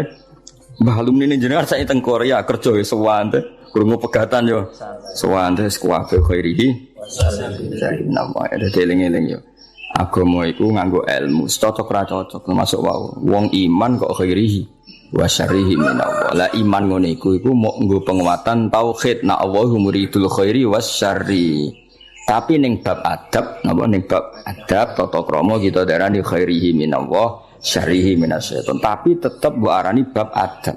Nak mbok arani hakikat berarti setan duwe kekuasaan sing ngalahno kekuasaane Allah. Buktine maksiat luwe akeh timbang taat. Berarti setan nak dikarep kasil terus Allah rapati. Kasil cara tauhid masalah besar. Paham ya? Tapi cara adab terus kowe muni kenapa kang goblok? Biasa sesuai rencana Allah. Yo repot. Yo repot tak cara. Repot. Tapi suatu saat iman ini penting. Suatu saat dia dibojo, diusir, urip pemloro, kudu ridho kan kabeh kersane Allah. Jadi wis ngono. Ya dadi eling-eling ya. Dadi termasuk sing dilawan Islam niku Nabi riyen bersinggungan mbek wong Persia no. Wong Persia niku cara berpikir sanawiyah lan jarene agama Masnawi. Masnawi ana rivalitas keduaan, ya ana Tuhan nur, ana Tuhan kegelapan. Akhirnya ya ora tauhid wong loro napa? Loro. Eling-eling mlane agama iku ora iso mbok kawal mbek khusyuk. Kudu mbok kawal ambek ilmu. Mlane fa'lam annahu la ilaha illallah. Allah ora nyaratno kowe nek nglafadzno la ilaha kudu khusyuk ora ono ning Quran, tapi kudu nganggo ilmu. Ora iso kang nglafadzno la ilaha illallah syaraté sah kudu khusyuk ora iso terus merem-merem wis ora iso. Iku ora ukuran. Sing dienggo ukuran nglafadzno kalimat tauhid sah nganggo ilmu. Mulane redaksine fa'lam annahu la ilaha. Ora ono ning Quran fakhsha kowe kudu khusyuk nang nglafadzno ora iso. Lah soal kok ana guru-guru toreko sing nak nglafadzno kudu ngene ya ku ilmu toreko tapi tetap tidak makili ilmu. Itu makili adab napa? Makili adab. Sale wong iku kudu sila madhep mula terus nak nglafadzno ngene. Gedheke ngene iku urusane wong toreko tapi tetap iku ilmu adab, tidak ilmu tauhid. Ilmu tauhid sebenarnya kok kowe. La ilaha illallah diwangen-angen gayane kok wong paham wae. Niku jenenge tauhid to? Jenenge tauhid. Eling-eling ya dadi tetap kita yakin apa ma asoba musibatin fil ardi wala fi anfusikum illa fi kitabim min qabli an nabra'ah. Ya ora ono musibah sing menimpa kamu apa ma asoba musibatin fil ardi wala fi anfusikum illa fi kitabim min qabli an nabra'ah inna dzalika 'ala Allahi yasir. Dan Allah piyambak atas nama ilmu yang ngendikan terang-terangan yahdi mayyasa wa yudhil mayyasa. Niku pangeran ya unik. Pangeran itu terang-terangan, udah rumang samu piye no aku. Kadang ngendikane terang-terangan. Aku itu ya di mayasa, wa itu mayasa. Aku yo ngekeki hidayat sing tak kersakno, ngekeki sesat sing tak kersakno. Iku berarti Allah ketika ngendikan konteks tauhid. Tapi tentu kita dididik ada ma'asobaka min hasanatin famin Allah wa ma'asobaka min sayyatin famin nafsi. Tapi Allah ketika ngendikan tauhid kul kullum min indillah. Jadi lha iku ono dawuh tauhid, ono dawuh adab. Ya, ana dawuh tauhid. Lah kowe masalah goblokmu yang ngono kadang bertauhid, khairihi wa syarrihi minallah, kadang yang nganggo adab. Kenapa kang goblok? Mari aku jarang mutolaah, ngono gayane soe nganggo adab. Paham kita ini nganggo adab keselan yo kabeh kersane pengiran. Oh repot to, kabeh kersane pengiran. Nah aku pinter, berarti ra sesuai catatan Imam Mahfud. Wis ditulis Imam Mahfud goblok kok aku pinter. Ya, jadi kowe oleh dipilihan loro apa? Tauhid sampai adab. Mana tauhid terus kesel jangan gua adab, nak adab kesel yo. Tauhid. Milah itu. Ya semua kok delok-delok, apa? Ya jelas eling-eling iki pentingnya ngaji tauhid. Dadi agama dawuh Mbah Mun, dawuh guru-guru kabeh ana aneh. Iku mau agama ana paradok, yo majen beda adine napa. Beriban agama ana aneh yo. Wong agama iku anti keburukan. Saya ulang lagi, agama itu anti keburukan, anti maksiat. Tapi kon ngiyakini khairihi wa syarrihi minallah. Tapi tetap kondarani syarri ku manhiyun, sesuatu yang dilarang. Ora usah takok, ya ngono aku. Yo bingung no sithik-sithik ora apa-apa, wis pancen. Tetep luwih bingung gak di dhuwit paham ya. Gaya tok wong muni aku mikir tok itu bingung, ora tok akalku. Gaya tok terus kei dhuwit 1 juta ilang bingung. Ngomong sing muni bingung mikir tauhid ya, terus kei dhuwit 1 juta. Ilang bingungnya tetep bingung. Hilang. Kecuali nak ngene bareng kei dhuwit 1 juta, saku kei dhuwit lah gak nikmat angger jawaban tauhid urung apa? Terjawab. Wis bak dhuwit iku. Nak ngono ya hebat. Ana sing ngono. Oh, tak angkat dadi wali saiki ana. Ayo tak angkat dadi wali saiki. Wis tak peksa, wis ra ditampa lah peksa nak pancen itu. Bocah-bocah, aku bingung mikir tauhid. Jarene ngene, jarene ngene. Terus kayak dhuwit 200.000 wis rasa akeh 1 juta. Bingunge ilang to. Ilang to. Ilang. Wah, suruh duk ngopi rokokan silang bingung. Bareng takoki tauhid wis urusane pangeran santai. Bareng duwe entek, bingunge kumat. Gayane masalah tahu, aslinya ya ora. Nah sak kula mun ngoten, kula di dhuwit kathah lan mun mikir tauhid nggih nangis tenan. Kula nganti saiki dhuwit kula nggih kathah. Nek mikir pangeran nangis tenan. Kowe gak iso yakin ris. Mesti angger bingung ya plus kere mah ngono. Wis ra dadi wali, ra bakal dadi wali. Ya ala nabiyyin ja'a bit tauhidi wa qad arad dinu anit tauhidi. Terus niki kula kepengin khatam tapi mboten sedanten sarai kula waca mengki sing penting-penting mawon. Iki tulisane Nadoman nggih ada yang beberapa harus dibenahi kados wau fak napa wa wajibun taqlidu habrin minhum. Itu mriki tulisane khairin mestinya itu habrin mergo yang dimaksud itu orang pinter napa? Tapi teng mriki ditulis apa? Khairin. Sebenarnya itu apa? Habrin napa? Jadi kalau maca ndak semuanya pakai syarat. Fa'arsada mongko nunjukna sapa nabi al-khalqa ing makhluk lidinil hakim maring agama sing bener bisa fi iklan pedange nabi cara saiki kekuatan militer wa hadi lil hakim lan oleh nunjukna nabi bil hakim maring kebenaran. Di nabi kadang membela tauhid kalau harus pakai pedang ya terpaksa pakai pedang. Kayak ketika tauhid pembawa tauhid mau dimusnahkan kayak di perang Badar mau ndak mau nabi bela nggih ngangge napa? Pedang. Kan gak mungkin misalnya Abu Jahal go pedang terus sik tak ulang ngaji sik aja tukaran sik kan ora mungkin. Ngomong ngono gak kepengin debat, kepengin bacok-bacokan kok kowe. Sik to tak sosialisasi sik. Jangan pakai kekerasan dulu. Kamu tak sosialisasi tauhid. Ya ora iso, nak musuh yang nggo pedang ya kene kudu nganggo pedangannya di antara nabi bela tauhid kadang mau ndak mau harus perangi jenenge apa bisaifihi napa. Tapi kalau kondisi normal ya ngangge hujjah. Qul falillahil hujjatul baligh. Jadi bisaifihi wa jihi bil haqqi. Muhammadin kanjeng Nabi rupane Muhammad al-Aqib kang nutup lirus li rabbi karing semua rusule pangerane kanjeng Nabi. Jadi kanjeng Nabi itu bergelar al-Aqib, orang terakhir yang sebagai nabi wa alihi lan keluarga nabi wa sahbilan sahabat nabi wa hisbi lan balane kanjeng Nabi. Ya oke, catatannya pertama silah napa? Alhamdulillahi ala silatihi tsumma salamu wa hima sholati. Ya terus mau langsung nang mana mungkin nak sing wonten sing baru tak waca sare kula. Wa ba'du lan sause amma ba'du sause selawat salam. Fal ilmu mongko te ngerteni bi asli dini kelawan pokok-pokok agama. Iku muhattamun sesuatu sing dimestekno, sing diwajibno. Tapi yahta juga butuh apa ilmu litabini maring penjelasan. Jadi ilmu butuh penjelasan kayak tadi. Kalau kita mengatakan khairihi wa syarrihi minallah, sebetulnya secara etika kita ini tidak nyaman. Masa syar kok minallah? Tapi nak kue muni syar minas syaiton berarti waqa'a fi mulkihi ma la yuridu. Eling-eling dawuh Imam Sanusi apa waqa'a fi mulkihi ma la yuridu berarti di alam raya ini banyak kejadian di luar yang dikehendaki Allah. Misalnya ketemu pangeran Gusti kula kok goblok, aku ora ero. Sakjane rencana aku kowe tak ge pinter tapi aku gak berkutik kan yo lucu pangeran kok kalah seperti itu kan. Mulane cocok ra cocok kowe kudu muni khairi wa syarri minallah. Itu cara takzim kita bahwa lahu maqalidus samawati wal ardi semua dalam kendali Allah. Meskipun cara hukum adab ini enggak nyaman. Napa? Enggak nyaman. Tapi secara ilmu harus seperti itu. Paham ya? Secara ilmu harus seperti itu khairihi wa syarri. Ora iso misale ke pesek metu Gusti kula kok pesek. Lah sing gawe sapa no, Cung? Aku ora melok-melok lucu pangeran kok. Ya ora iso, tutu pangeran tetep ngene. Yo aku sing karep gawe pesek, ki ape opo? Cuk dilapuri, Gusti kula kok pesek kritik, mbok aku ora